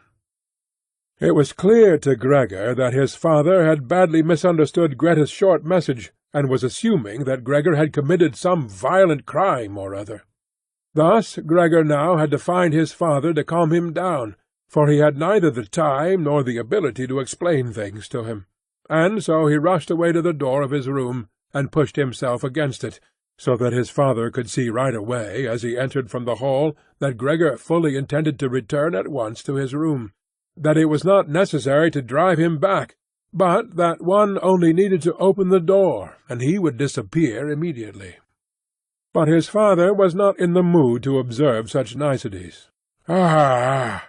he yelled as soon as he entered, with a tone as if he were all at once angry and pleased. Gregor pulled his head back from the door and raised it in the direction of his father.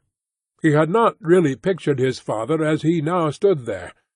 Of course, what with his new style of creeping all around, he had in the past while neglected to pay attention to what was going on in the rest of the apartment, as he had done before, and really should have grasped the fact that he would encounter different conditions. Nevertheless, was that still his father? Was that the same man who had lain exhausted and buried in bed in earlier days, when Gregor was setting out on a business trip, who had received him on the evenings of his return in a sleeping-gown and arm-chair, totally incapable of standing up, who had only lifted his arm as a sign of happiness, and who in their rare strolls together a few Sundays a year, and on the important holidays, made his way slowly forwards between Gregor and his mother, who sometimes moved slowly, always a bit more slowly than them, bundled up in his old coat, all the time setting down his walking-stick carefully, and who, when he had wanted to say something, almost always stood still and gathered his entourage around him. But now he was standing up really straight, dressed in a tight-fitting blue uniform with gold buttons, like the ones servants wear in a banking company. Above the high stiff collar of his jacket his firm double chin stuck out prominently. Beneath his bushy eyebrows the glance of his black eyes was freshly penetrating and alert. His otherwise dishevelled white hair was combed down into a carefully exact shining part. He threw his cap, on which a gold monogram, apparently the symbol of the bank, was affixed, in an arc across the entire room onto the sofa, and moved, throwing back the edge of the long coat of his uniform, with his hands in his trouser pockets, and a grim face, right up to Gregor. He really didn't know what he had in mind, but he raised his foot uncommonly high anyway, and Gregor was astonished at the gigantic size of the sole of his boot.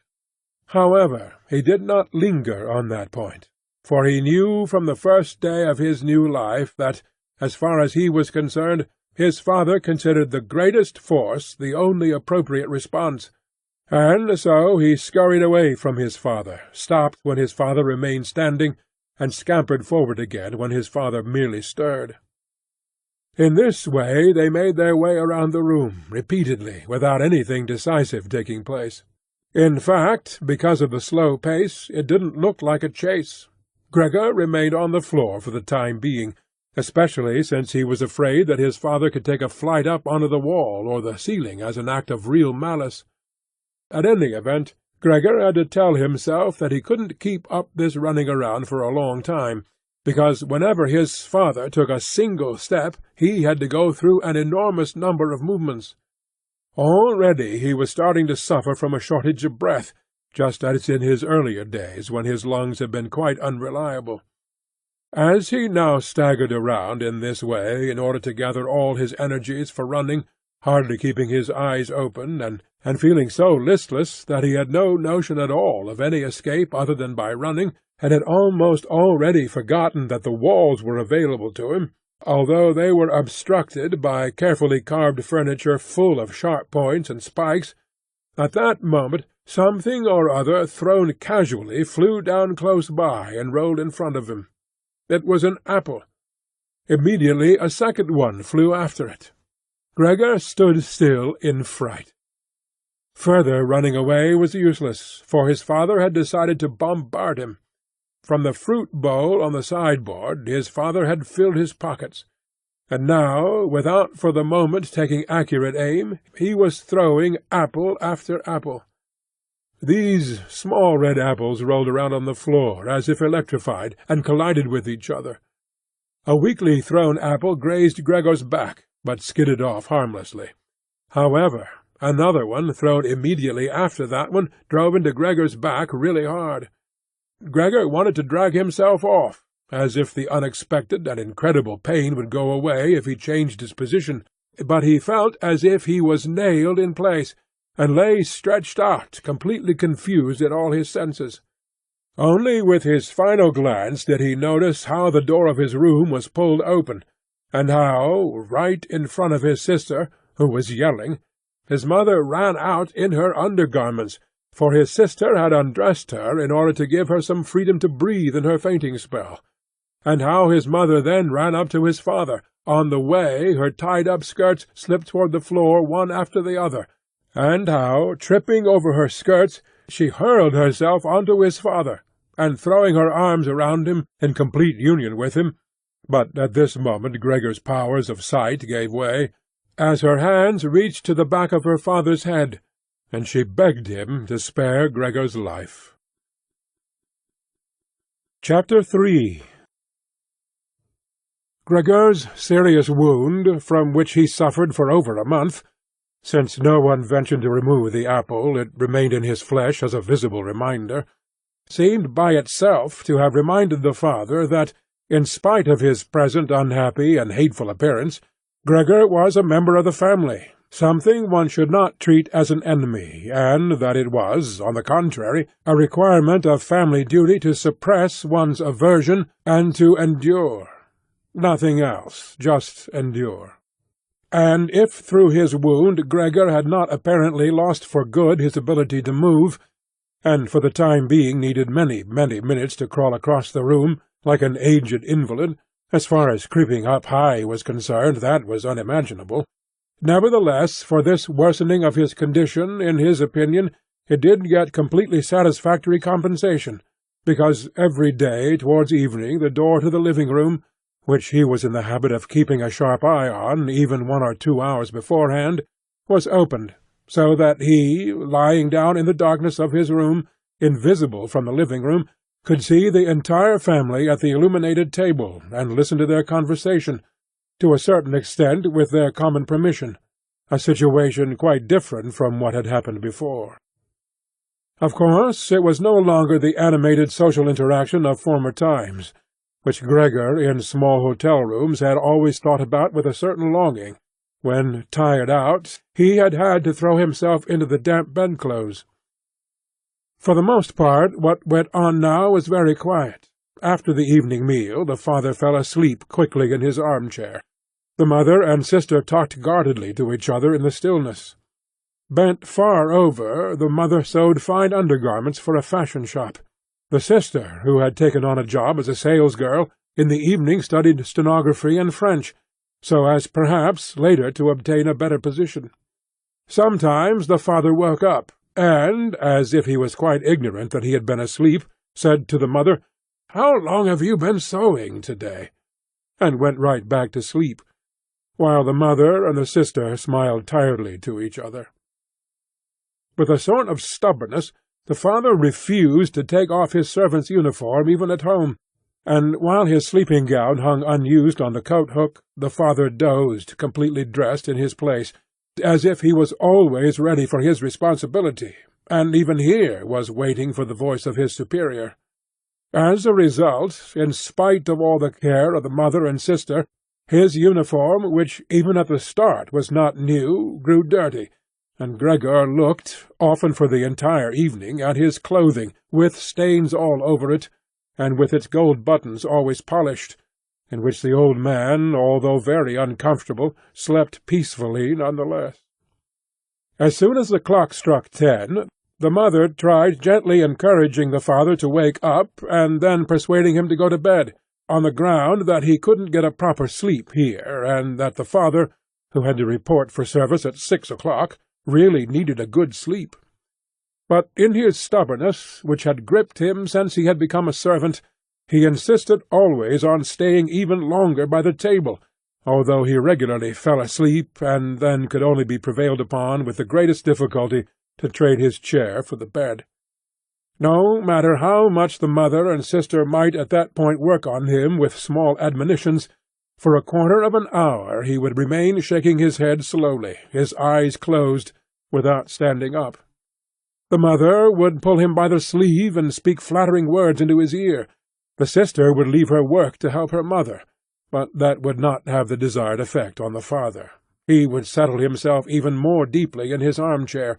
Only when the two women grabbed him under the armpits would he throw his eyes open, look back and forth at the mother and sister, and habitually say, "This is a life! This is the peace and quiet of my old age."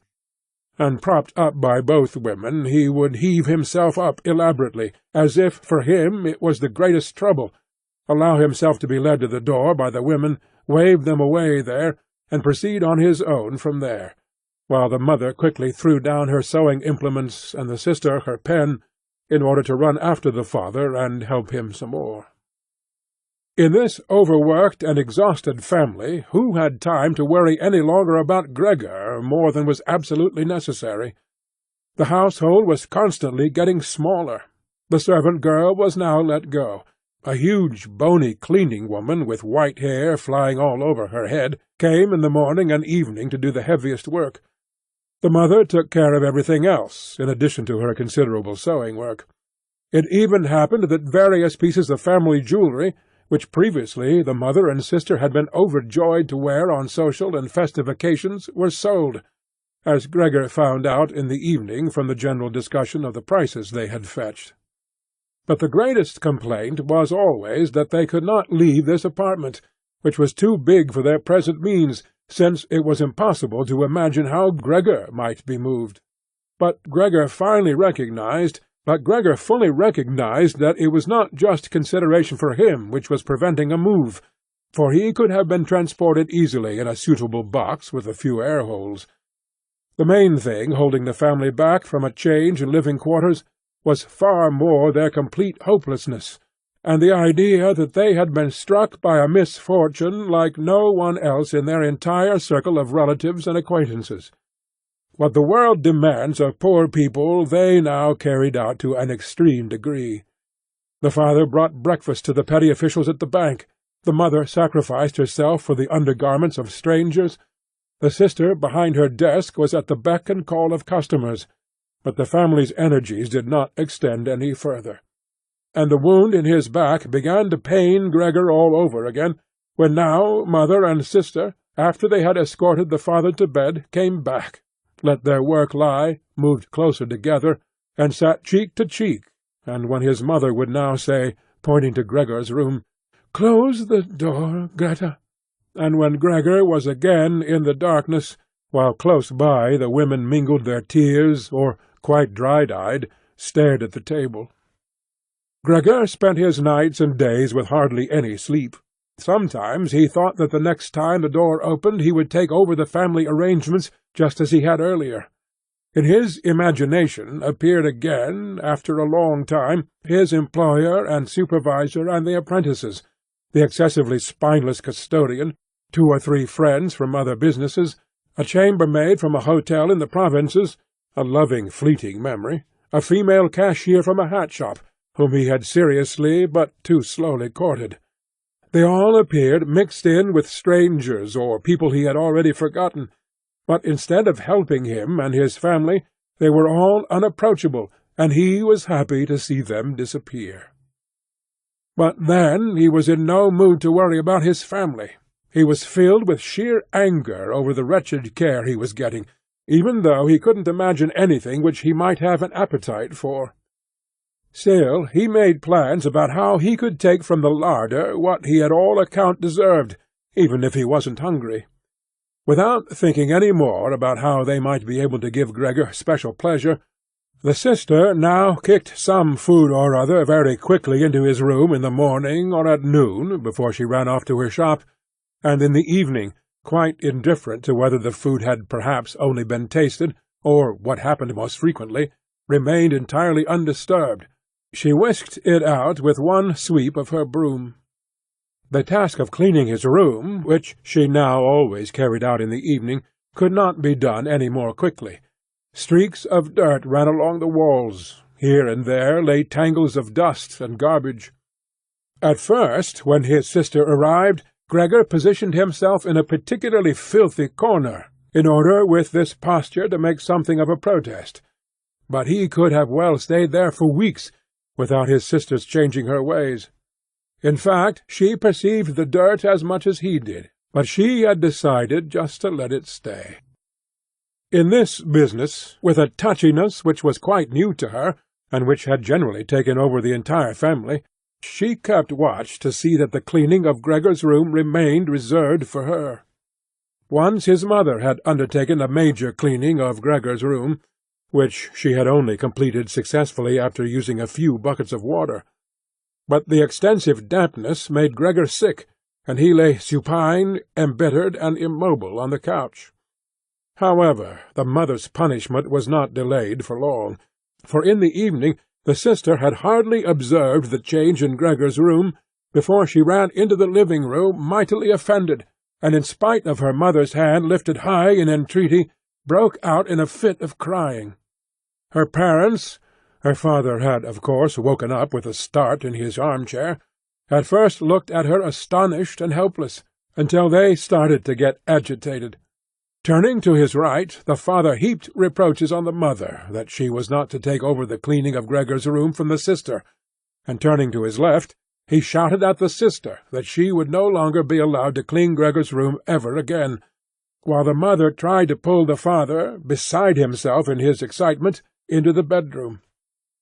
The sister, shaken by her crying fits, pounded on the table with her tiny fists, and Gregor hissed at all this, angry that no one thought about shutting the door and sparing him the sight of this commotion. But even when the sister, exhausted from her daily work, had grown tired of caring for Gregor as she had before, even then the mother did not have to come at all on her behalf, and Gregor did not have to be neglected, for now the cleaning-woman was there. This old widow, who in her long life must have managed to survive the worst with the help of her bony frame, had no real horror of Gregor.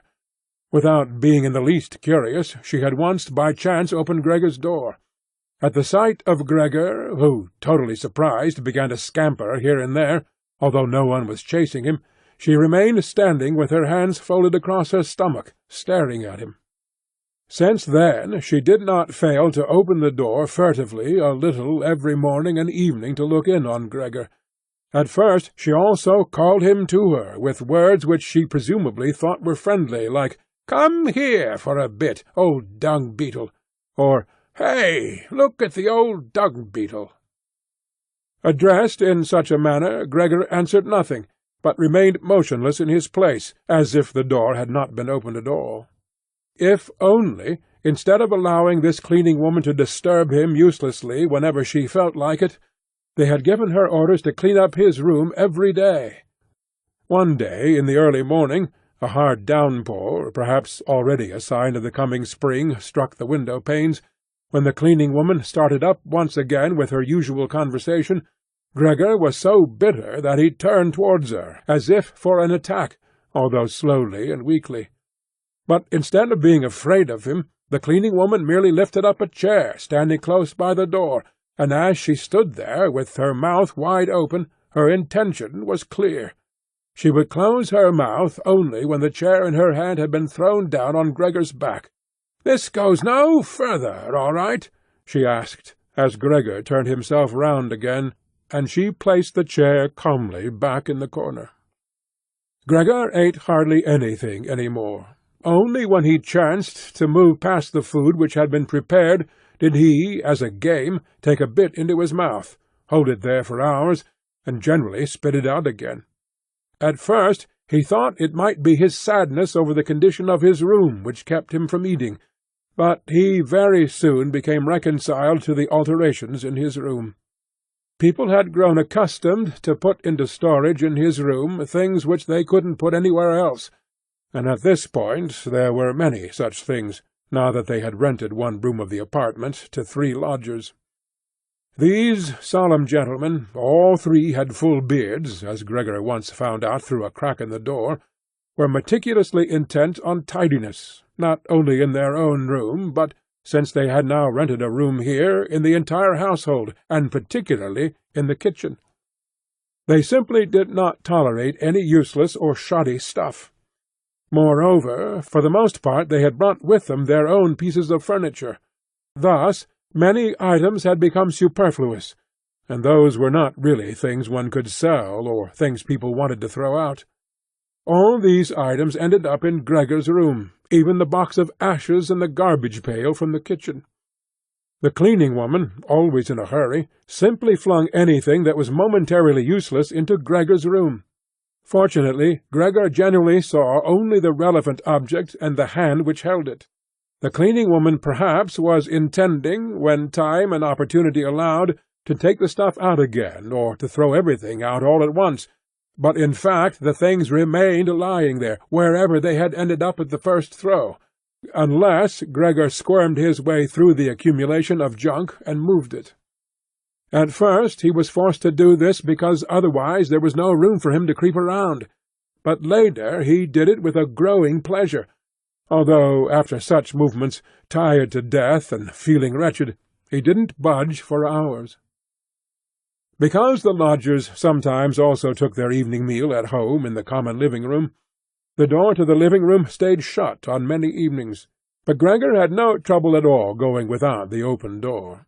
Already, on many evenings when it was open, he had not availed himself of it, but, without the family noticing, was stretched out in the darkest corner of his room.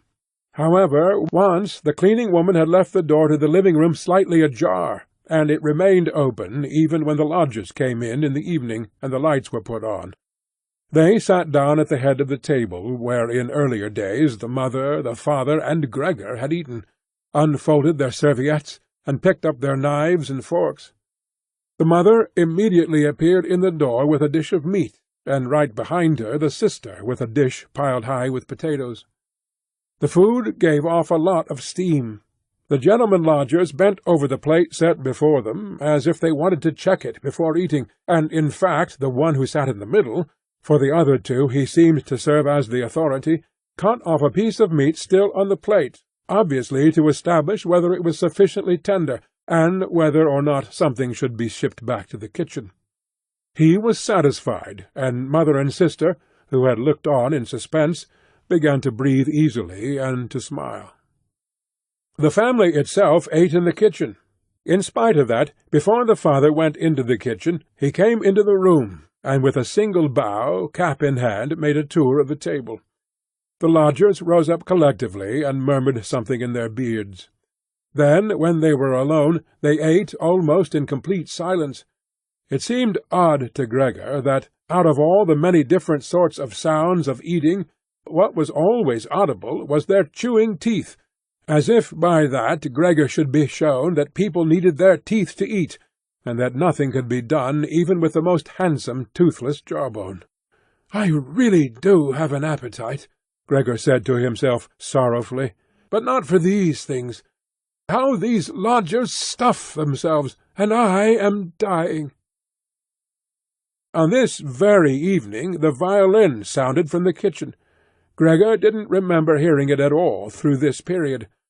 The lodgers had already ended their night meal, the middle one had pulled out a newspaper and had given each of the other 2 a page, and they were now leaning back, reading and smoking. When the violin started playing, they became attentive, got up, and went on tiptoe to the hall door, at which they remained standing, pressed up against one another. They must have been audible from the kitchen, because the father called out, "Perhaps the gentlemen don't like the playing. It can be stopped at once." "On the contrary," stated the lodger in the middle, "might the young woman not come in to us and play in the room here, where it is really much more comfortable and cheerful?" "Oh, thank you," cried out the father, as if he were the one playing the violin. The men stepped back into the room and waited. Soon the father came with the music-stand, the mother with the sheet music, and the sister with the violin. The sister calmly prepared everything for the recital.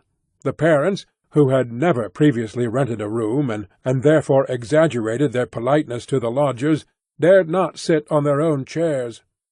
The father leaned against the door, his right hand stuck between two buttons of his buttoned-up uniform. The mother, however, accepted a chair offered by one lodger. Since she left the chair sit where the gentleman had chanced to put it, she sat to one side in a corner. The sister began to play. The father and mother, one on each side, followed attentively the movements of her hands. Attracted by the playing, Gregor had ventured to advance a little further forward, and his head was already in the living-room.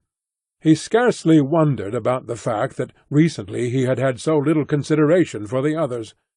Earlier, this consideration had been something he was proud of, and for that very reason he would have had at this moment more reason to hide away, because, as a result of the dust which lay all over his room and flew around with the slightest movement, he was totally covered in dirt. On his back and his sides he carted around with him dust, threads, hair, and remnants of food. His indifference to everything was much too great for him to lie on his back and scour himself on the carpet, as he often had done earlier during the day. In spite of his condition, he had no timidity about inching forward a bit on the spotless floor of the living-room. In any case, no one paid any attention. The family was all caught up in the violin-playing. The lodgers, by contrast, who for the moment had placed themselves, hands in their trouser-pockets, behind the music-stand, much too close to the sister, so that they could all see the sheet-music, something that must certainly bother the sister, soon drew back to the window, conversing in low voices with bowed heads, where they then remained, worriedly observed by the father. It now seemed really clear that, having assumed they were to hear a beautiful or entertaining violin recital, they were disappointed, and were allowing their peace and quiet to be disturbed only out of politeness. The way in which they all blew the smoke from their cigars out of their noses and mouths in particular led one to conclude that they were very irritated. And yet his sister was playing so beautifully. Her face was turned to the side, her gaze followed the score intently and sadly. Gregor crept forward still a little further, keeping his head close against the floor in order to be able to catch her gaze if possible. Was he an animal that music so captivated him? For him it was as if the way to the unknown nourishment he craved was revealing itself. He was determined to press forward right to his sister, to tug at her dress, and to indicate to her in this way that she might still come with her violin into his room, because here no one valued the recital as he wanted to value it.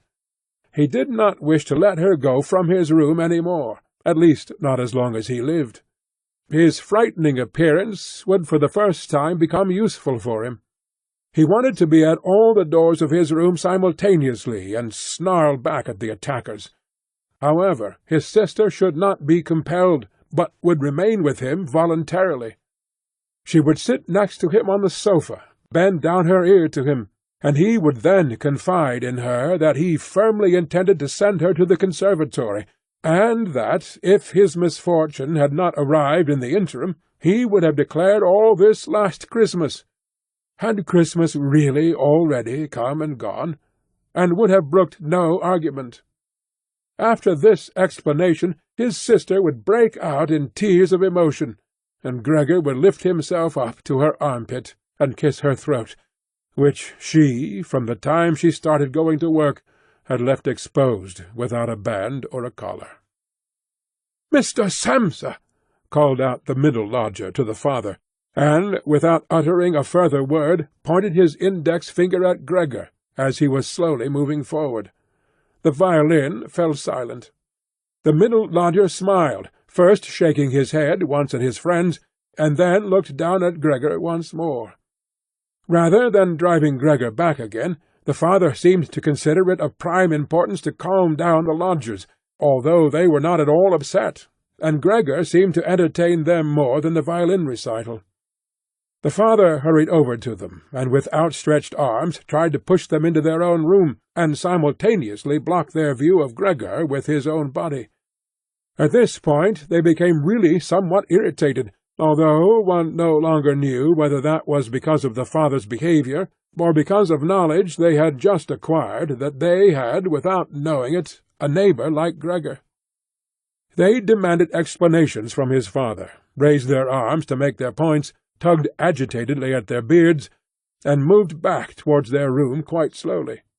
In the meantime, the isolation which had suddenly fallen upon his sister after the sudden breaking off of the recital had overwhelmed her.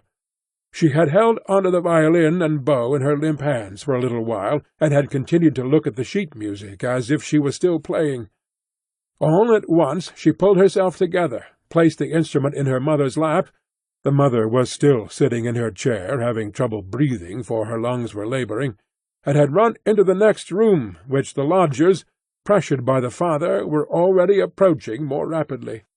One could observe how, under the sister's practised hands, the sheets and pillows on the beds were thrown on high and arranged. Even before the lodgers had reached the room, she was finished fixing the beds, and was slipping out.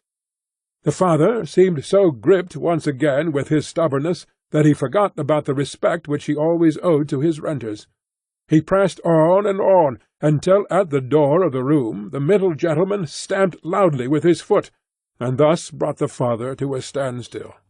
"I hereby declare," the middle lodger said, raising his hand and casting his glance both on the mother and the sister, "that considering the disgraceful conditions prevailing in this apartment and family," with this he spat decisively on the floor, "I immediately cancel my room. I will, of course, pay nothing at all for the days which I have lived here. On the contrary, I shall think about whether or not I will initiate some sort of action against you, something which, believe me, will be very easy to establish." He fell silent and looked directly in front of him, as if he was waiting for something. In fact, his two friends immediately joined in with their opinions. "We also give immediate notice." At that he seized the door-handle, banged the door shut, and locked it. The father groped his way tottering to his chair, and let himself fall in it. It looked as if he was stretching out for his usual evening snooze, but the heavy nodding of his head, which looked as if it was without support, showed that he was not sleeping at all. Gregor had lain motionless the entire time in the spot where the lodgers had caught him. Disappointment with the collapse of his plan, and perhaps also weakness, brought on by his severe hunger, made it impossible for him to move. He was certainly afraid that a general disaster would break over him at any moment, and he waited. He was not even startled when the violin fell from the mother's lap, out from under her trembling fingers, and gave off a reverberating tone. "My dear parents," said the sister, banging her hand on the table by way of an introduction, "things cannot go on any longer in this way. Maybe, if you don't understand that, well, I do. I will not utter my brother's name in front of this monster, and thus I say only that we must try to get rid of it. We have tried what is humanly possible to take care of it, and to be patient.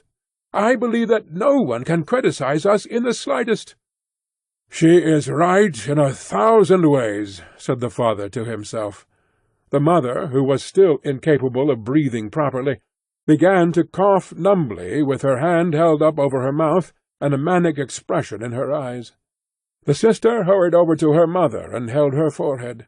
The sister's words seemed to have led the father to certain reflections. He sat upright, played with his uniform hat among the plates, which still lay on the table from the lodger's evening meal, and looked now and then at the motionless Gregor. We must try to get rid of it," the sister now said decisively to the father, for the mother, in her coughing fit, was not listening to anything. "It is killing you both. I see it coming. When people have to work as hard as we all do, they cannot also tolerate this endless torment at home. I just can't go on any more."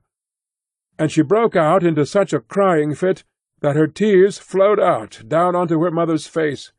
She wiped them off her mother with mechanical motions of her hands. "Child," said the father sympathetically and with obvious appreciation, "then what shall we do?" The sister only shrugged her shoulders as a sign of the perplexity which, in contrast to her previous confidence, had come over her while she was crying. "If only he understood us," said the father in a semi-questioning tone. The sister, in the midst of her sobbing, shook her head energetically as a sign that there was no point thinking of that. "If he only understood us," repeated the father, and by shutting his eyes he absorbed the sister's conviction of the impossibility of this point. "Then perhaps some compromise would be possible with him. But as it is—" "It must be gotten rid of," cried the sister. "That is the only way, father. You must try to get rid of the idea that this is Gregor. The fact that we have believed for so long, that is truly our real misfortune. But how can it be Gregor? If it were Gregor, he would have long ago realized that a communal life among human beings is not possible with such an animal, and would have gone away voluntarily. Then we would not have a brother, but we could go on living and honor his memory. But this animal plagues us. It drives away the lodgers, will obviously take over the entire apartment, and leave us to spend the night in the alley. Just look, father!" she suddenly cried out. "He's already starting up again." With a fright which was totally incomprehensible to Gregor, the sister even left the mother, pushed herself away from her chair, as if she would sooner sacrifice her mother than remain in Gregor's vicinity, and rushed behind her father, who, excited merely by her behaviour, also stood up and half raised his arms in front of the sister, as though to protect her. But Gregor did not have any notion of wishing to create problems for anyone, and certainly not for his sister. He had just started to turn himself around in order to creep back into his room, quite a startling sight, since, as a result of his suffering condition, he had to guide himself through the difficulty of turning around with his head, in this process lifting and banging it against the floor several times. He paused and looked around. His good intentions seemed to have been recognized. The fright had lasted only for a moment. Now they looked at him in silence and sorrow. His mother lay in her chair, with her legs stretched out and pressed together. Her eyes were almost shut from weariness. The father and sister sat next to one another. The sister had set her hands around the father's neck. "Now perhaps I can actually turn myself around," thought Gregor, and began the task again. He couldn't stop puffing at the effort, and had to rest now and then. Besides, no one was urging him on. It was all left to him on his own. When he had completed turning around, he immediately began to wander straight back. He was astonished at the great distance which separated him from his room, and did not understand in the least how, in his weakness, he had covered the same distance a short time before, almost without noticing it. Constantly intent only on creeping along quickly, he hardly paid any attention to the fact that no word or cry from his family interrupted him. Only when he was already in the door did he turn his head, not completely, because he felt his neck growing stiff. At any rate, he still saw that behind him nothing had changed. Only the sister was standing up. His last glimpse brushed over the mother, who was now completely asleep. Hardly was he inside his room when the door was pushed shut very quickly, bolted fast, and barred. Gregor was startled by the sudden commotion behind him, so much so that his little limbs bent double under him. It was his sister who had been in such a hurry. She had stood up right away, had waited, and had then sprung forward nimbly. Gregor had not heard anything of her approach. She cried out, "Finally!" to her parents, as she turned the key in the lock. "What now?" Gregor asked himself, and looked around him in the darkness. He soon made the discovery that he could no longer move at all. He was not surprised at that. On the contrary, it struck him as unnatural that up to this point he had really been able to move around with these tiny little legs. Besides, he felt relatively content. True, he had pains throughout his entire body, but it seemed to him that they were gradually becoming weaker and weaker, and would finally go away completely. The rotten apple in his back, and the inflamed surrounding area, entirely covered with white dust, he hardly noticed. He remembered his family with deep feelings of love. In this business, his own thought that he had to disappear was, if possible, even more decisive than his sister's. He remained in this state of empty and peaceful reflection until the tower clock struck 3 o'clock in the morning. From the window he witnessed the beginning of the general dawning outside. Then, without willing it, his head sank all the way down, and from his nostrils flowed out weakly his last breath. Early in the morning the cleaning woman came. In her sheer energy and haste she banged all the doors, in precisely the way people had already asked her to avoid. So much so that once she arrived a quiet sleep was no longer possible anywhere in the entire apartment. In her customarily brief visit to Gregor, she at first found nothing special. She thought he lay so immobile there because he wanted to play the offended party. She gave him credit for as complete an understanding as possible. Since she happened to be holding the long broom in her hand, she tried to tickle Gregor with it from the door.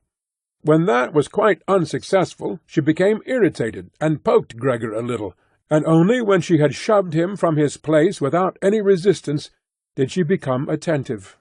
When she quickly realized the true state of affairs, her eyes grew large. She whistled to herself. However, she didn't restrain herself for long. She pulled open the door of the bedroom and yelled in a loud voice into the darkness, "Come and look! It's kicked the bucket! It's lying there, totally snuffed!" The Samsa married couple sat upright in their marriage bed, and had to get over their fright at the cleaning woman before they managed to grasp her message. But then Mr. and Mrs. Samsa climbed very quickly out of bed, one on either side. Mr. Samsa threw the bedspread over his shoulders. Mrs. Samsa came out in her nightshirt, and, like this, they stepped into Gregor's room. Meanwhile the door of the living-room, in which Greta had slept since the lodgers had arrived on the scene, had also opened. She was fully clothed, as if she had not slept at all. Her white face also seemed to indicate that. "Dead?" said Mrs. Samsa, and looked questioningly at the cleaning woman, although she could check everything on her own, and even understand without a check. "I should say so," said the cleaning woman, and by way of proof poked Gregor's body with the broom a considerable distance more to the side. Mrs. Samsa made a movement as if she wished to restrain the broom, but didn't do it. "Well," said Mr. Samsa, "now we can give thanks to God." He crossed himself, and the 3 women followed his example. Greta, who did not take her eyes off the corpse, said, "Look how thin he was! He had eaten nothing for such a long time. The meals which came in here came out again exactly the same." In fact, Gregor's body was completely flat and dry. That was apparent really for the first time, now that he was no longer raised on his small limbs, and nothing else distracted one's gaze. "Greta, come in to us for a moment," said Mrs. Samsa with a melancholy smile, and Greta went, not without looking back at the corpse, behind her parents into the bedroom. The cleaning woman shut the door and opened the window wide. In spite of the early morning, the fresh air was partly tinged with warmth. It was already the end of March. The 3 lodgers stepped out of their room and looked around for their breakfast, astonished that they had been forgotten. "Where is the breakfast?" asked the middle one of the gentlemen, grumpily to the cleaning woman.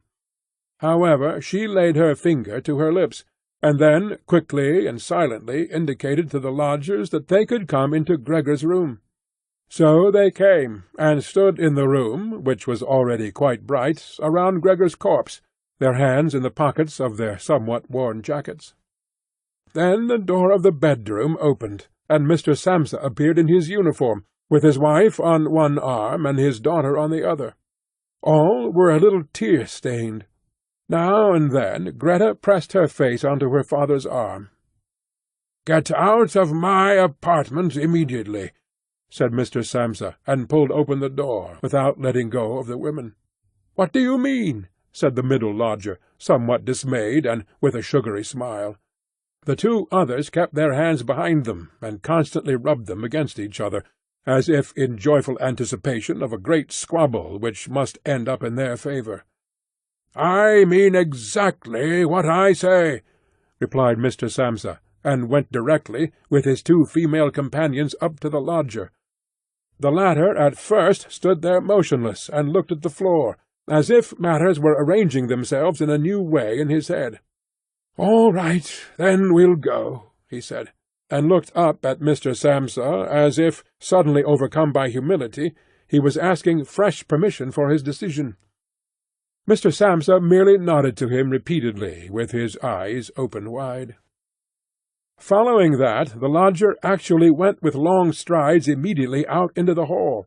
His two friends had already been listening for a while with their hands quite still, and now they hopped smartly after him, as if afraid that Mr. Samsa could step into the hall ahead of them, and disturb their reunion with their leader. In the hall all three of them took their hats from the coat-rack, pulled their canes from the cane-holder, bowed silently, and left the apartment. In what turned out to be an entirely groundless mistrust, Mr. Samsa stepped with the two women out onto the landing, leaned against the railing, and looked over as the three lodgers slowly but steadily made their way down the long staircase, disappeared on each floor in a certain turn of the stairwell, and in a few seconds came out again. The deeper they proceeded, the more the Samsa family lost interest in them, and when a butcher with a tray on his head came to meet them, and then, with a proud bearing, ascended the stairs high above them, Mr. Samsa, together with the women, left the banister, and they all returned, as if relieved, back into their apartment. They decided to pass that day resting and going for a stroll. Not only had they earned this break from work, but there was no question that they really needed it, and so they sat down at the table and wrote 3 letters of apology.